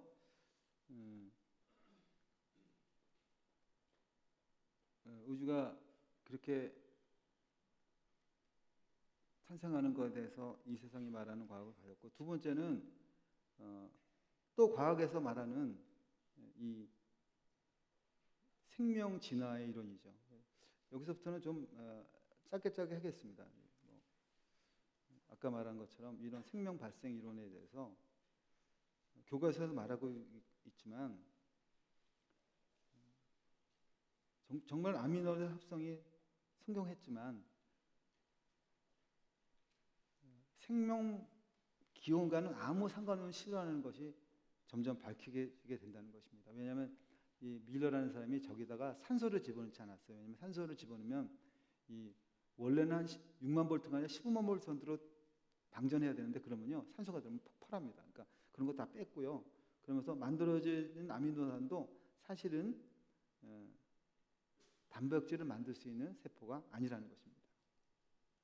결국 밀러는 실험에서 만든 아미노산의 분자들은 생명체에 사용할 수 있는 물질이었고, 결국 현대과학이 아무리 노력해도 세포 하나를 만들 수 없는 것이기 때문에 생명 발생 이론은 허무맹랑한 얘기라는 것입니다. 그리고 정말 그렇게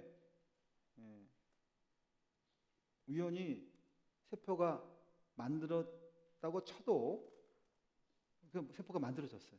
여기까지 왔어요. 그랬다고 해도 그 단순한 세포 하나가 어떻게 150만 조 더 되는 이 종의 진화를 통해서 결국 수십억 년의 진화 과정을 통해서 수백만 종의 식물과 동물이 되더니 인격적인 사람이 딱 나올 수 있는가? 이 생명 진화 이론을 우리가 어떻게 받아들여요? 그 과학이 말하는 그들은 하나님 없이 그 이론을 얘기하고 있고 그에 설득되고 있지만 우리는 거기 앞에 반론을 제기해야 된다는 거예요. 그래서 이 진화의 메커니즘은 두 개죠. 자연 선택. 우리는 적자 생존을 배웠죠. 자연 선택과 돌연변이를 통해서 만들어졌지만 정말로 그렇게 해서 세상이 이런 모든 생명체가 만들어질 수 있는가라는 것에 대해서 많은 이의를 제기할 수 있다는 것입니다. 그래서 그것도 제가 시간 관계상 할 수는 있지만 여러분을 믿고 넘어가도록 하겠습니다. 그래서 우리가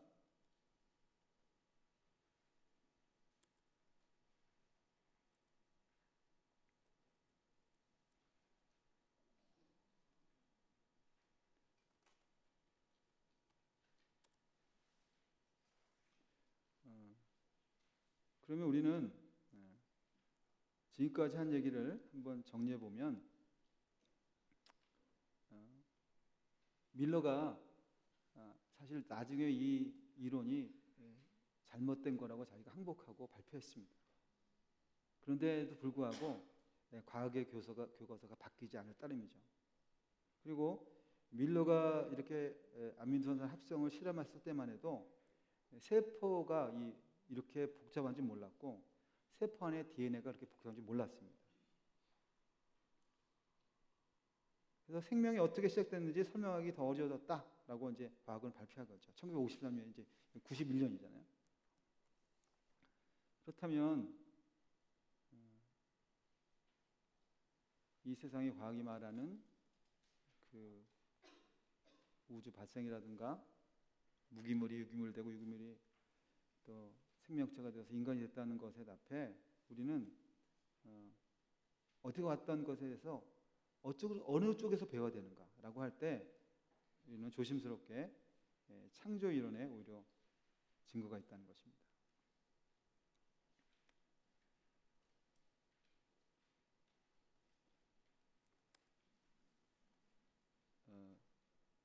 밀러가 그 아미노산 하나 만들려고 할 때 오늘 우리 몸에는 우리 몸의 설계도와 정보 시스템이 있다는 것입니다.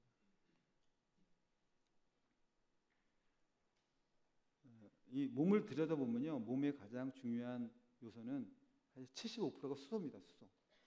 70%가 물이고, 그런데 사실 이 몸을 이루는 또 하나의 가장 많은 물질이 단백질인데, 사실은 우리의 몸은 이 세포를 통해서 단백질의 엄청난 거대한 화학 공장입니다. 단백질을 생산하는. 지금도 여러분이 먹는 것을 통해서 아미노 물질이 잘게 위에서 장에서 쪼개져 가지고 말해가지고 아미노산이 되고 아미노산에 세포를 가가지고 이렇게 막 안 보이세요 그게?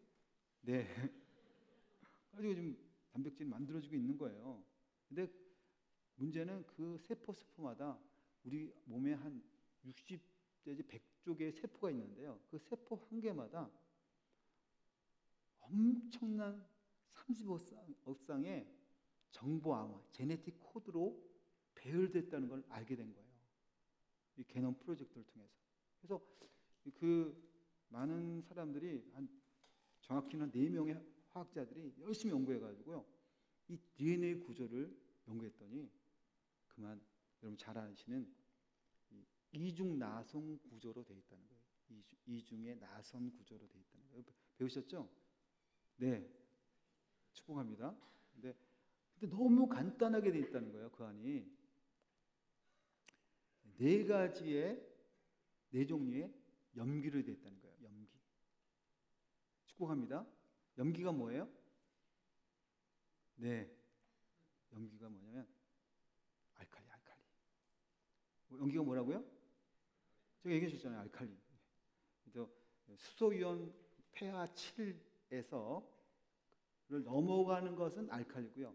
수소이온 폐하의 7 이하는 산성이라고 합니다. 그러니까 이 염기를 알칼리라는 특별한 그 염기로 그래서 아데닌, 티민, 사이토닌, 구안이라는 4가지 염기가 이렇게 꼬여가지고 그게 A는 T, 아데닌은 티민, 사이토신은 구안인만 요거만 딱 연결이 돼요. 2개로 연결돼가지고 계속 빠져가지고 있는 것이 그 DNA라는 것입니다. 그래서 이 DNA가 우리 몸을 이루고 있고요. 이 몸을 이루면서 끊임없이 작동해서 우리 몸을 단백질을 만들어낸다는 것입니다. 그래서 이 DNA를 통해서 RNA를 통해서 뭐 하여튼 여러분들 축복합니다. 그 유튜브로 아시죠? 유튜브 다 나와요. 저의 구차한 설명을 듣지 않으시고 그냥 DNA, RNA, DNA가 이게 요리책이고 RNA는 그 요리책의 레시피고 거기서 이제 그 스포츠로 가서 리보솜은 요리사고요. 그래서 요리사한테 이 tRNA라고 이제 그 아미노산을 셔틀 시키면 거기서 제네틱 코드를 통해서 착착착 진행돼서 그것이 폴리페타이드 돼가지고요 꽈져가지고 이렇게 우리의 필수 영양소인 단백질이 만들어진다라고 유튜브에 다 나와요. 축복합니다. 그래서 우리는 거대한 공업도시와 같다는 거죠. 우리 몸이.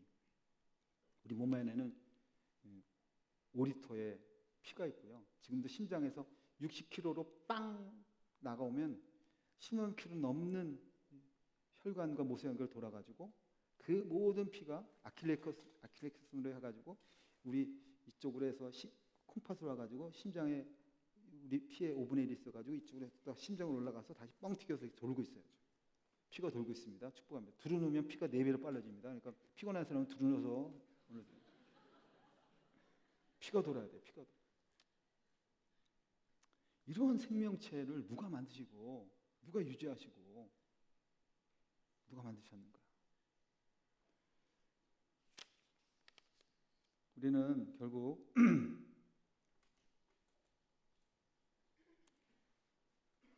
결론을 내려야 할 것입니다. 점심을 먹어야 되기 때문에 빨리 결론을 내셔야 됩니다. 빅뱅을 통해서 우리의 존재의 기원을 삼을 것인가 아니면 진화론을 믿거나 아니면 창조론을 믿거나 둘 중에 하나를 믿는 것입니다. 사실은요, 아까도 얘기한 것처럼 그렇게 목숨을 걸고 연구하는 빅뱅이나 우주론자나 양자역학자들도 결국 이 우주의 탄생을 얘기해 줄 수 없어요.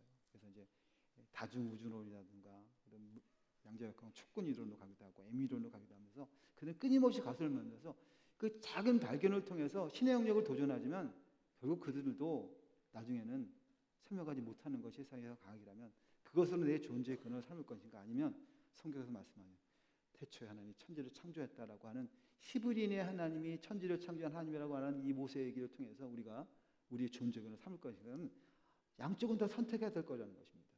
창조를 믿든지 아니면 과학을 통해서 초신성의 후예로 별로 돌아가는 그런 인생으로 여길 건지, 아니면 이 다음부터 얘기하는 이 우리를 만지신 하나님의 그 인문과학적인 것을 통해서 형이사학적인 철학적인 내용을 통해서 우리를 만드신 의미를 담는 가든지 여기서 결정해야 된다는 것입니다. 그래서 우리는 이 결론을 내리는 거죠. 정말 어떤 걸 선택할 것인가.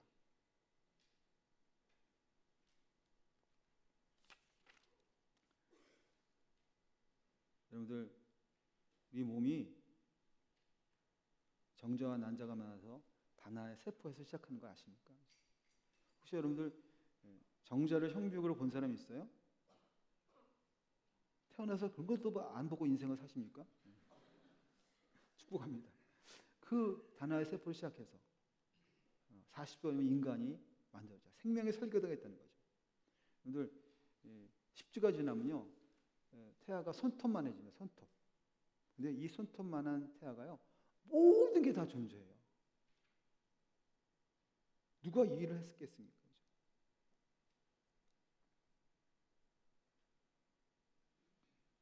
누가 이 모든 걸 프로그램에서 정확히 했겠냔 말입니까?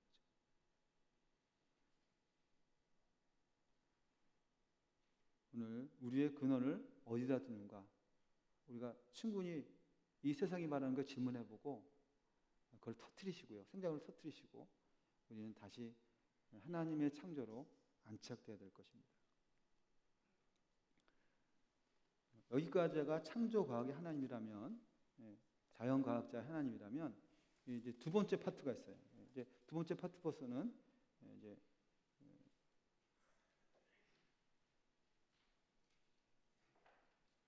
하나님을 인문과학자로 보기죠. 창조했어요. 창조하셨죠, 그죠? 창조의 목적이 사람 하나를 만드는 거잖아요. 사람 하나가 나왔어요. 우리는 빅뱅이나 우주론이 아니라 태초 하나의 천지를 창조하시고 그 하나님이 우리를 창조했다는 것에서 사람 하나가 나왔습니다. 그런데 여기서 인문과학자 하나님에서는 뭐냐면, 그러면 왜 만드셨어요? 만드신 목적이 무엇입니까? 그리고 만드신 우리가 어떻게 살아야 됩니까? 사람의 존재가 무엇입니까? 라고 할 때 이것이 인문사회과학적인 질문이라는 거예요. 아까 자연과학자로서 하나님 할 때 질문했었잖아요. 도대체 이 세상을 누가 만드는가? 빅뱅으로 만드는 거. 아니, 그러면 사람 만들어졌다면, 이 사람 하나님 만드셨다면 그 만드신 목적이 무엇일까? 그런데 중요한 것은 이것을 성경에서 얘기하냐는 거죠. 얘기한다는 거예요. 그래서 우리는 이과 과목의 질문을 얘기하다가 지금 문과 과목으로 이동하고 있다는 거예요. 그래서 정말 하나님이 세상을 만드셨는가라고 할 때, 여러분 교재에 성경책이 있죠. 성경 말씀이 있죠. 창세기 1장 26절 28절 한번 읽어볼까요?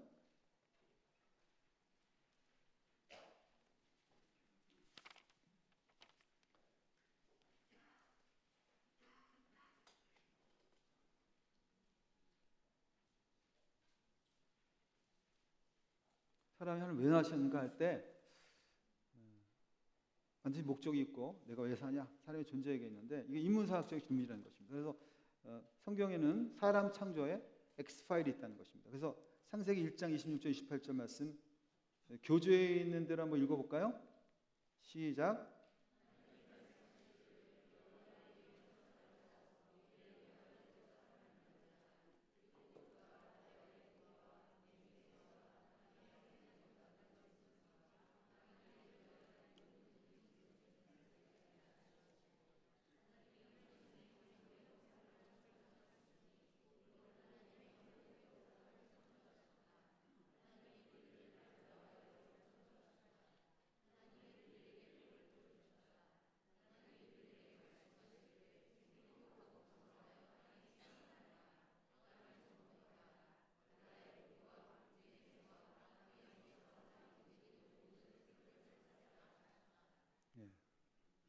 사람 하나를 만드셨습니다.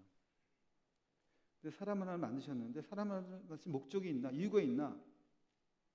사람이 왜 사나? 존재에게 무엇인가? 를 우리가 하나님이 창조하신 것에 붙여서 해결해야 된다는 것입니다. 그런데 사람이 왜 사는가? 한 2%의 사람만 이런 고민하고 산대요. 축복합니다. 우리는 거의 다 먹고 사는 거죠, 그냥. 근데 우리 그런 수준 놓고 우리가 해보는 거죠. 여러분 존재하니까, 성경에서 얘기하니까. 근데 교회에서는요 이렇게 가르쳐줬어요. 사람이 제일 되는 목적이 무엇인가? 하나님의 영광을 위해서 사는 것이다. 하나님의 영광이라고 그랬죠. 영광이 뭐예요, 그죠? 세상 교회에서는 하나님의 영광을 위해서 산다고 가르쳐줬는데 지금 그 영광이 뭐냐? 하나님 왜 만드셨는가? 라고 할 때 성경은 오늘 읽었던 성경이죠. 우리의 형상을 따라 우리의 모양대로 사람을 남자 여자로 만드셨다는 것입니다. 여기서 우리라는 하나님의 특별한 1인칭 복수라는 공동체요, 연합체라는 것으로 하나님을 특수 표현하시는데요. 어쨌든 하나님의 형상대로, 하나님의 모양대로, 따라와 대로로 사람을 만드셨다는 거예요. 그건 뭐예요? 하나님의 형상이 있어요. 하나님의 실체가 있어요.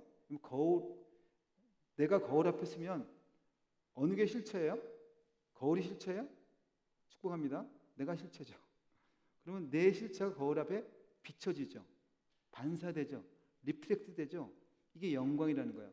내가 실체가 섰는데 거울에서 물질 존재가 나타나면 그게 반사체죠. 그 반사해내는 것이 인간이라는 거예요. 하나님의 실체와 형상대로 사람을 창조했어요. 하나님의 실체가 거울에 비춰져서 리플렉트해서 존재하는 것이 사람이라는 것입니다. 그러니까 리플렉트가 영광이라는 거예요. 하나님의 실체가 거울에 반사돼서 하나님 그대로 반사해내는 것, 그것을 하나님을 영광에 내다는 것입니다. 하나님의 영광이 사람이라는 거예요. 그런 존재로, 여러분 들어보셨어요? 이런 존재가 사람이라는 거예요. 별에서 온 그대가 아니라 우리의 형상대로, 우리의 따라와 대로로 사람을 만졌다는 거예요. 이게 인간의 존재의 의의라는 거예요. 여러분들 어떤 철학자가 이런 얘기했어요. 인간은 하나님의 창이다. 인간을 보면 인간이 창이야, 창. 보면 하나님 보인다는 거예요. 다른 말로 아들을 보면 아버지가 반영된다. 축복합니다. 저 아들이 세 명 있는데요. 어떻게 내 무의식의 세계까지 닮았어요. 그리고 세 명이 골고루 나의 그 긴 얼굴과 밀크보다난 성격과 그리고 아주 게으른 모습이 다 골고루. 하나님 아니죠. 하나님 인간 아들을 보면 아버지가 반영되는 것처럼 하나님을 반영하는 것, 영광을 내는 것 존재로 우리를 만드셨다는 거예요. 모양의 형상대로. 여러분들 왜 사냐고 묻거든 그냥 우찌요가 아니라 하나님의 영광을 위해서 우리가 존재하는 것이 우리의 의라는 것입니다. 다시 말하면 하나님을 반사해내는 것입니다. 다시 하면 하나님을 반사해내는 것은 하나님의 외모가 아니라 하나님의 속성이 반사해내는 것이에요. 이것이 가치고 이것이 워스라는 것입니다. 우리 안에 하나님의 형상이 하나님의 지성, 사랑, 다양한 속성들이 우리 안에 예술성 감각들이 하나님이 우리 안에 우러나오고 서려나오는 것이 우리를 보면 하나님이 보이는 것, 내가 보면 하나님이 보인다. 이것이 최고의 가치고 최고의 워스라는 것입니다. 나에게 나오는 내 가치를 받아들이고 하나님 이 가치는 하나님께 나온 것이라고 진원지를 하나님이라고 올려주는 애티튜드가 우리의 존재의 의라는 것입니다. 이것이 워스십, 이 가치로 내 인생을 사는 것, 그게 워십이라는 거예요. 그래서 하나님께 나오는 것을 하나님께 영광을 돌리며 다시 진원지는 내 것이 아니라 하나님께 가뿐히 올려드리는 그 가뿐한 깃털과 같은 영성, 진짜 진원지가 하나님이에요. 하나님의 진원지께 돌려드리는 것. 그래서 주일날 예배가 아니라 내 실존자체가 예배고 일평생 하는 동안 나를 보면 하나님의 영광에 서러나오는 하나님의 영광에 해당되는 이 존재로서 내 인생의 목표 가치가 그것이라는 걸 알게 하면서 그 영광에 살아드리는 그 워십, 그것이 여러분의 존재이고 여러분의 존재하니까 모든 것이 예배가 될 수 있어요. 우리 안에 있는 지성, 여러 가지 속성들, 오래 참은 사랑, 이런 것들은 다 하나님의 영광을 반영하는 거예요. 근데 문제는 뭐냐면요, 하나님이 이런 온 우주 만물을 창조하시고 특별히 인간을 창조하고 심히 좋았는데, 다 보기에 좋았는데요, 그러나 처음으로 하나님이 좋지 않다고 여기는 것이 하나 생겨났다는 거예요. 처음으로 보시기에 좋지 않은 거예요. 이거 큰일이죠, 그죠? 그게 뭐냐면요,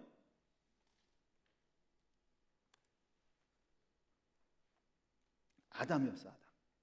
아담이 혼자 솔로로 사는 것, 독초하는 것이 좋지 않았다는 것입니다. 이것은 아까 그랬죠, 하나님이 우리라고 그랬죠. 하나님은 공동체요, 연합체잖아요.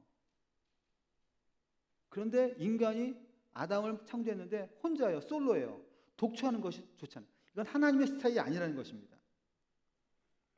우리의 형상대로, 우리의 모양대로 사람을 창조했는데 하나님 보시기에 이 아담이 혼자 독초하는 것이 좋지 않았다는 것입니다. 하나님의 정체성이 아니라는 거예요.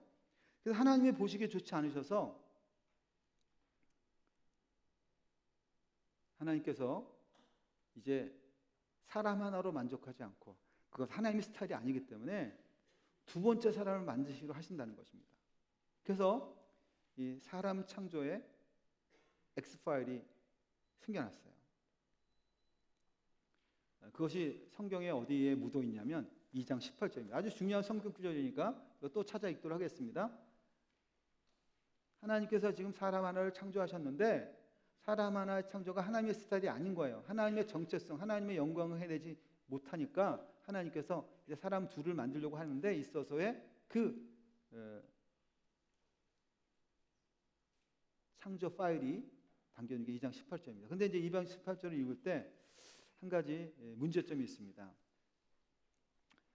성경을 보면 성경에 어떠한 것을 특별히 강조하기 위해서, 저는 이걸 쐐기류라고 그러는데요, 문맥과 문맥 사이를 흐트러내셨어요. 그러니까 쐐기처럼 뭐가 박혀 있어요. 그러니까 이쪽 A라는 문장이 B로 가면 너무 논리적인 연결이 잘 되는데 C라는 어떤 쐐기가 박혀 있어요. 그래서 이걸 빼면 A와 B는 연결이 더 좋은데 C가 박혀져 있다는 거예요. 근데 이 C를 잘 해석하면, ABC를 잘 해석하면 훨씬 더 풍성한 해석이 된다는 건데, 그런 첫 번째 문장이 여기서 나와요. 사실 성경 전체 이게 굉장히 많습니다. 제가 어제 우리 김강희 목사님 말한 것처럼 창천에서 삽사망 대란으로 성경을 안 짓고요, 창세기부터 계시록까지 그냥 순서로 갔어요. 길이 없더라고요. 진짜 연락 어려웠어요. 제가 싱가포르 한인교회에 있을 때 제가 4년 동안 창세기부터 계시록까지 한 장씩 했었어요. 근데 어디까지 갔었냐면 구약도 못 끝냈어요. 매주 했었는데. 그래서 제가 이 어성경이 얼마나 귀한 거를, 그 길도 없는 걸 가다가 거의 힘들었는데, 그때 성경을 연구하다 보면 한 가지, 제가 그 복잡한 과정에서 한 가지 다 발견한 게 이거였었어요. 성경에 문맥을 흐트러지는 게 많더라고요. 그래서 그 문맥을 잘 뺐다 끼면 굉장히 큰 효과가 있는데 오늘 그걸 보게 될 것입니다. 그래서 오늘 여러분들 2장 18절부터 23절까지 읽을 때요, 무작정 읽지 마시고요, 문맥상 쐐기처럼 박혀있는 삽입 구절을 찾아야 되는데, 제가 두 구절이라고 얘기를 안 해드릴게요. 비밀입니다. 두 구절인데요, 얘기 안 해드릴게요. 그러니까 이제 몇 절부터 몇 절까지 얘기 안 할 테니까 아까 여러분들 한번 읽어보면서 이 쐐기로 박힌 구절을 한번 찾아보시기 바랍니다. 한번 2장 18절부터 23절까지 한번 읽어볼까요?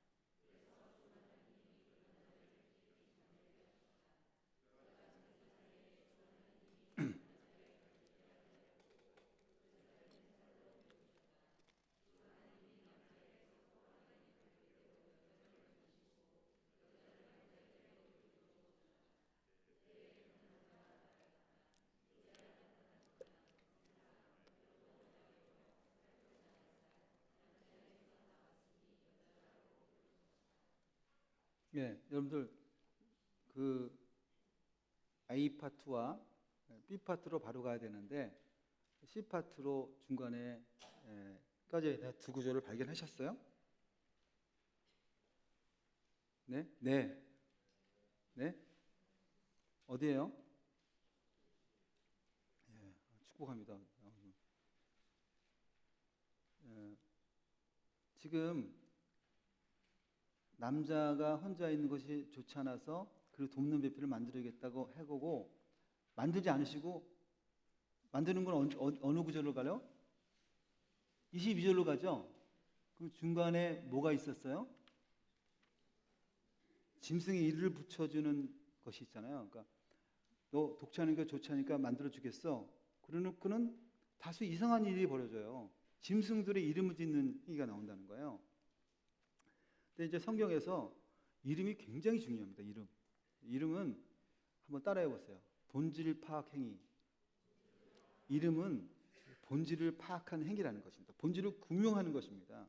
이 본질, 모든 것의 특성을 압축해서 정리하는 특징이 있다는 것입니다. 그래서 본질을 파악해서 명찰을 딱 붙이면 그 본질을 가장 압축하는 대표성이라는 거예요. 그래서 그 대상의 특성과 속성을 아는 사람만이 이름을 붙일 수 있어요. 양이 나오면 그 음매하는 양에 대해서 양이라고 붙일 수 있는 사람은 아무나 못 붙이죠. 그 양을 설계하고 양의 속성, 양이 고도 근시에다가요. 얼마 앉아 있으면 속이 다 장이 꼬여가지고 그래서 개가 밀어대. 그 양의 속성을 양하라고 할 수 있는 그 설계의 속성 뜻, 그 메이커의 의도를 알아서 그것을 만들어서 이름을 붙인다는 건 본질을 규명하고 파악하는 행위라는 것입니다. 하나님이 왜 만드셨지? 머릿속에 설계도를 다 깨닫고 그 짐승의 끝을 깨닫고 그 메이커의 설계도를 따라서 하나님의 형상의 아담이 그 창조의 설계도를 가지고 원리를 깨닫고 기본에서 이름을 지어주는 것입니다. 그 특성의 법칙을 연구하고 최종적으로 야, 하나님이 만들었는데 네가 이름을 져. 그래가지고 아담이 그 본질을 파악을 한 거예요. 그 원리와 공식과 이름을 가지고 양의 특성을 정확히 해서 양이라고 찝은 거예요. 여러분들 이 세상에 존재하는 모든 것에 이름이 붙여 있잖아요. 그 이름이 정확하잖아요. 핸드폰,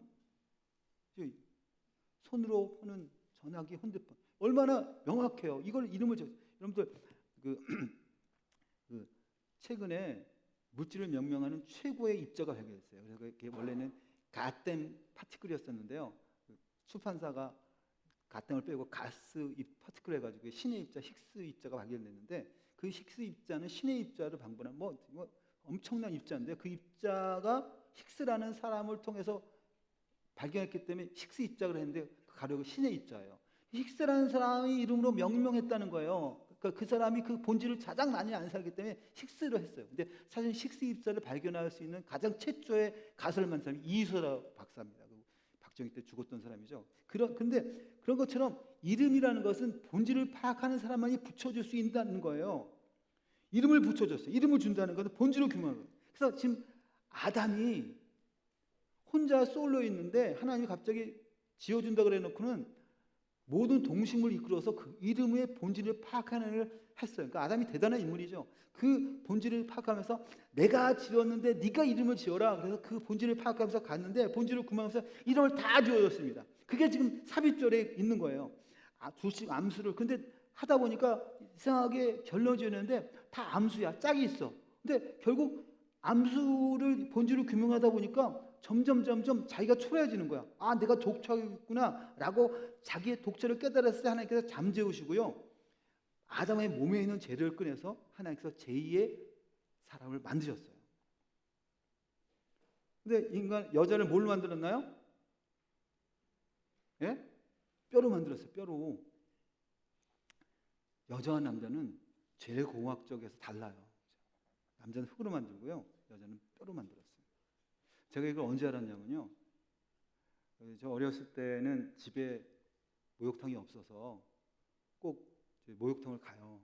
그럼 집안 식구 다 가잖아요. 그러면 이제 아버님은 바쁘시니까 못 가고 이제 어머님이랑 누님들이랑 가요. 저는 막내라서 데리고 가면요. 저는 남탕 가고 여자는 여탕 가잖아요. 그러면 저는 모여갖고 다 나오면요. 여자 엄마와 누나들은 안 나와요. 1시간 이상이 차이 줘요. 왜냐하면 남자들은 물에 들어가면 풀어줄까봐 금방 나오고요. 여자는 재료가 틀려요. 그래서 우릴수록 여자는 엄청 오래 모욕해요. 그때 제가 창조의 신비를 깨달았어요. 축복합니다. 무슨 뜻이냐면요. 흙 A와 B에서 후후 불어가지고 흙 A 남자, 흙 A B가 아니라 여자는 뼈를 통해서 만들었어요. 모세를 통해서 이 청기와 같은 비밀이 풀려서 하나님의 창조 엑스파일이 풀린 것입니다. 남자 여자가 하나 사람으로 만들어 가정을 이뤘다는 것입니다. 질서정연하게. 아담이 하나님이 잠재워서 재료를 꺼내가지고 새로운 재료를 만들어줬는데 이제 아담이 수술 후에 이제 마취가 풀린 다음에 이렇게 딱 봤는데 그 전까지 뭐 했죠, 아담이? 문명사를 건설했잖아요. 이름을 지어준다는 것은요, 대단한 일이죠. 그 문명사를 이름을 지어서 그 이름으로 본질을 파악하면서 그 모든 일을 다 하다가 자기가 갑자기 잠자는 다음에 마취가 껴서 일어났는데 갑자기 저 뒤에서 문이 딱 열리더니 원래 결혼식 할 때 장인이 데리고 오잖아요. 하나님이 여자를 만드시고 약간 거리를 뒀나 봐요. 그래서 딱 만드시고 이렇게 아담이 깨운 다음에 오시는 거예요. 백뮤직이 있겠죠. 딴딴따단 딴딴. 근데 지금 이름을 지으라고 하면서 본질을 파악했는데 지금 다 했는데 새로운 존재가 오는 거예요. 근데 아담이 이상한 거죠, 이게. 원래 이 히브리 원문에 보면요, 그 마지막 절이 뭐냐면요, 그때 남자가 말하였다. 이제 나타났구나. 이런 게 아니에요. 이번에야말로. 그러니까 아담이 계속 이름을 지으면서 나는 혼자지 그러고 잠들었다 깼는데 딱 보는데 이번에야말로 나타났구나 하는 엄청난 감격스러운 장면이라고 해요. 제발 이해하시는 여러분들에게 축복합니다. 이번에야말로 아담 앞에 서 있는 그 본질을 야, 이번에야말로. 그러니까 딱 보는 순간 아는 거예요. 이번에야말로 이거 내 짝이구나 하는 걸 알게 됐어요. 그래서 아담이 이제 이름을 지어야 되는데 본질을 구명해야 되는 거예요. 아담이 여자의 창조 파일을 푸는데 아까 그랬죠. 내가 지었는데 네가 이름을 지어라. 그때 아담이 한 얘기가요, 내 안에 너 있다. 축복합니다. 우린 별에서 온 그대가 아니라 내 안에 너 있다. 너는 나다. 나는 너다는 거예요. 이게 본질을 규명한 거예요. 여러분들, 아담이 왜 PhD 논문을 받던지 아십니까? 그 논문의 핵심이 뭔지 아십니까? 이 본질을 깨달은 거예요. 많은 동식물의 본질을 규명하면서 자기의 짝인 존재의 원리를 하나님의 입장에서 규명해서 박사학위를 받은 거예요. 논문이 완성된 거예요. 그게 뭐예요? 내 안에 너 있다. 너는 나다. 나는 너다.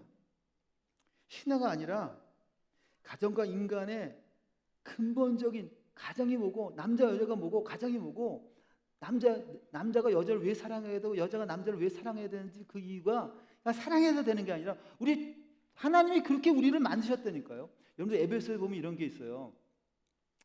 남자가 남편이 아내를 사랑하면요, 자기 몸을 사랑하는 거래요. 역시 혹시 남자 중에 많이 아프신 분 계십니까? 아내를 사랑하는 여러분들에게 축복합니다. 아내를 사랑하면요, 자기 몸을 사랑하는 거예요.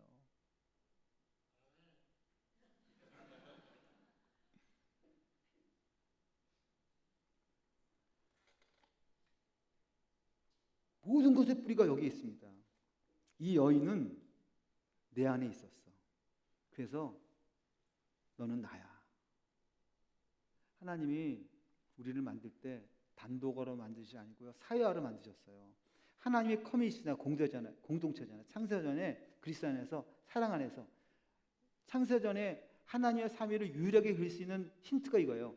창세전에 그리스도 안에서, 삼위 안에서, 사랑 안에서, 그러니까 그 세 분의 공동체이신 하나님이 서로 안에 있었는데요. 그 서로의 관계가 사랑이라는 거예요. 사랑.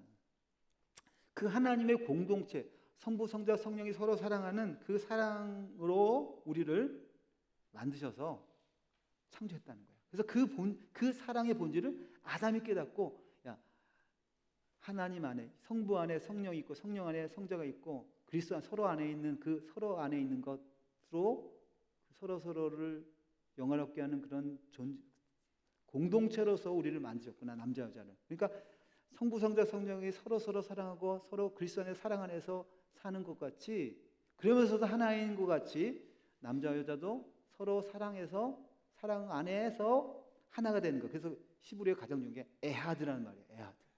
하나님은 하나이시니 하나라는 말이 그 사랑으로 서로 하나가 돼. 나는 너고 너는 나 안에 있어. 그래서 사랑을 할 때만이 하나예요. 그러니까 하나님 하나예요. 아멘. 삼위지만 하나예요. 그 하나인 에하드가 우리가 하나가 돼야 된다는 거예요. 그 본질을 깨닫는 거예요. 그 통치를 깨닫는 거예요. 그래서 앞으로 존재하는 모든 언어, 경영이고 법이고 사회이고 사랑인 것은 공동체 개념이에요. 사람 혼자 할 수 없는 거예요. 있을 수 없는 거예요. 우리는 사회예요. 그래서 인간은 법칙이 있다는 거예요. 인간의 관계, 인간끼리 법칙이 있다는 거예요. 삼위 하나님 안에, 세 분 안에 공동체로서 서로 사랑하며 기뻐하며 행복하는 그 사랑으로 존재했듯이, 인간도 가정의 파일도 사람 하나 사람 둘이 있는데 이 사람 사이에 이 관계하는 원리와 법칙이 있다는 거예요. 그게 뭐야? 이씨에서 났으니 이씨다. 남자나 여자라. 너는 나다. 너는 나다. 그게 PhD 논문인 거예요. 이제 네가 내 생각을 빼어 알았구나. 합격이다. 뼈로 만든 것이 너야. 여자가 너야. 하나님이 성부 성자가 서로 사랑하면서 아름다운 관계를 이룬 그 에하드처럼 너도 에하드가 돼야 돼. 하나가 돼야 돼. 하나님의 스타일은 네가 이제 이해할 수 있구나 라고 해서 인류 역사 가운데 인간의 정체성이 뭐냐? 바로 서로 사랑하는 거라는 거야. 사랑하는 거.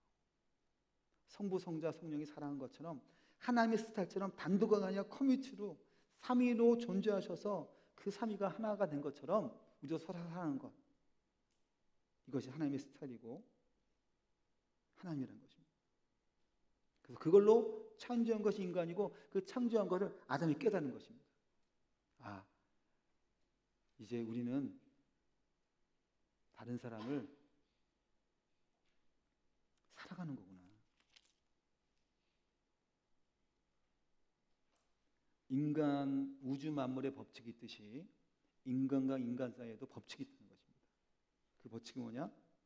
우리 사이 속에서, 이 두 사람의 관계 속에서 법칙은 뭐냐? 사랑하는 것이라는 거예요. 그래서 여자를 창조하시고 법을 불러 넣으셨어요. 그 관계 원리가 뭐냐면 너는 나다예요. 내 안에 너 있다. 이 관계가 바로 인간의 존재 원리라는 것입니다. 그래서 신약 성경을 이렇게 정리하죠. 성경 전체를 하나님 사랑과 이웃 사랑이잖아요. 근데 여러분들 혹시 하나님을 사랑할 수 있는 사람이 있어요? 난 요즘 하나님을 자주 만나서 하나님께 빚진 게 많아서 자주 점심을 사드린다. 손 드세요. 손 내리세요. 하나님한테 점심 사드리세요. 축복합니다. 장로님 돌봐드려야 돼요. 하나님 만날 수 없죠. 그래서 하나님을 사랑하도록 하나님을 사랑하는 것의 현재가 이웃 사랑하는 거예요. 이웃 사랑하면 하나님 사랑하는 거예요. 내가 이웃 사람에게 너는 나다라고 점심을 사주면 하나님께 점심을 사드린 거라니까요. 이 땅에서 내 이웃을 내 몸과 같이 사랑하는 것이 강령이다 그래요. 강령이라는 것이 무슨 뜻인지 아십니까? 강령이라는 것이 이 모든 물건에 가장 위에 걸려 있는 거예요. 밑에 이제 이렇게 붙어 있잖아요. 이 두 가지만 들면 다 들리는 거예요. 하나님 우리를 창조하신 가장 큰 원리가 뭐냐? 존재 원리가 뭐냐? 네 이웃을 사랑하는 것이 가장 큰 계명이라는 것입니다. 신약 최고의 강령이라는 것입니다. 이제 아담과 하와의 관계 원리를 그 엑스파일이 풀어진 거예요. 너는 나다. 그리고 너 안에 나 있었고 내가 너를 사랑하는 것이 하나님의 인간과의 법칙이고 하나님의 에아드의 법칙이야 라고 깨달았을 때 이제 이것을 알고 이 원리를 알았기 때문에 아담은 PhD 논문을 받고요. 이제는 통치할 수 있다는 거예요. 경영할 수 있다는 거예요. 앞으로 오고 오는 모든 삶 속에서 이 원리로만 통치하고 관계된다는 거예요. 그래서 아담과 하와가 너는 나다 해서 이제 수많은 또 자식을 낳죠. 자식을 낳으면 뭐예요? 너는 난 거예요. 관계의 법칙 속에서 사랑으로 통치할 때만이 하나님의 나라가 이어지고 통치했다. 참 정치의 원리가 됐다는 것입니다. 이것이 하나라는 것입니다. 그래서 이 가정 창조의 엑스파일이 이것을 통치하는 아담은 그 사실을 알아냈기 때문에 이제 존재하는 모든 인문사학 과학 원리를 깨닫는 것입니다. 이제 이 세상에 계속해서 수가 늘어나고 모든 게 경영되고 나라가 생겨도 이 통치원리로 무엇으로 통치하잖아. 나는 너다라는 사랑의 원리로 오고 온 인류 가운데 다스릴 수 있어야 되고 이 통치를 깨달은 왕이 아담이 됐다는 거예요. 아담 PhD 논문으로 왕 될 수 있었다. 왕이 됐다는 것입니다. 하나님의 영광을 반사해내는 하나님의 영광을 드러내는 서려내는 것은 혼자 할 수 없고 다른 창조자를 사랑하는 것을 통해서만이 하나님의 영광이 반사되고 리플렉트 된다는 것입니다. 여러분들 모든 것은 특징이 있어요.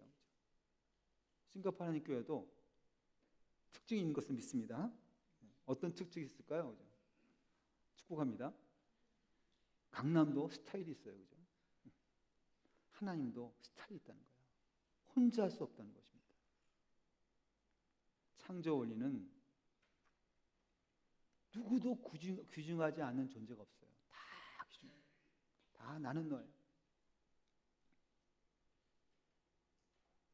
그래서 우리는 이 나의 존재의 그 워스, 하나님의 영광, 삼위지만 애아들이 하나이신 그리스도 안에서 사랑 안에서 서로 영광을 하는 그 공동체로서 사랑하시는 그분의 원리대로 우리를 남자 여자 창조해서 그것도 특별히 내 안에 존재하는 물질을 꺼내서 이번에야말로 너는 나다라는 걸 깨달아서 그 사랑, 하나님의 통치 원리는 사랑의 원리로 서로 관계하고 살아가는 삶을 사는 것, 그 존재를 깨닫는 것. 그래서 그것에서 내가 그 가치를 여기면서 내 이웃을 내 몸과 같이 사는 것이 가장 멋스요 가치라는 걸 통해서 날마다 그렇게 사는 존재의 삶, 그 하나님의 영광이 서려 나오는 것, 존재의 모든 것 사랑으로 출발하는 것. 성경은 신화가 아니라 바로 이런 것들을 드러내고 만들어진 것이 에덴 동산이라는 것입니다. 여러분들, 여러분이 에덴 동산에 안 있어도 만약에 이 첫 장면에서 하나님이 나를 디자인한 것을 깨닫고 이 세상을 살아간다면 아무리 세계 최고의 인공섬이고 멜팅 포트, 모든 문화가 다 녹아져 있는, 그래서 이 속에서 존재하지만 이 세상에서 이 깍쟁이 같은 이 싱가포르의 문화 속에서 영향받고 있는 여러분일지라도, 이 순학집 약속처럼 이 땅에 살아간들을지라도 우리가 다시 한번 이 땅이 에덴이라고 생각하고 이 창조의 파일을 깨닫고 다른 사람을 내 몸같이 사랑하는 창조의 원리를 가지고 내 아내를 내 몸같이 사랑하고 내 자식을 다시 이 창조의 원리로 다시 한번 리파인해서 다시 정리해서 다시 한번 살아간다면 오늘 이것이 에덴이 될 수 있다는 것입니다. 하나님의 디자인한 대로, 그죠? 우리가 많이 망가졌지만 하나님이 항상 회복하는 것이, 재창조되는 것이 오늘 우리의 삶인 것을 믿습니다. 우리는 오늘도 이 땅에 창조주가 나의 하나님인 걸 믿고 내가 그 생명으로 창조된 걸 믿고 에덴 동산의 창조가 다시 한번 나로 말미암아 다시 한번 내가 이 원리를 깨닫고 아담이 그 PhD 논문으로 왕이 된 것처럼 바로 2019년도 오늘이 며칠이죠? 11월 네?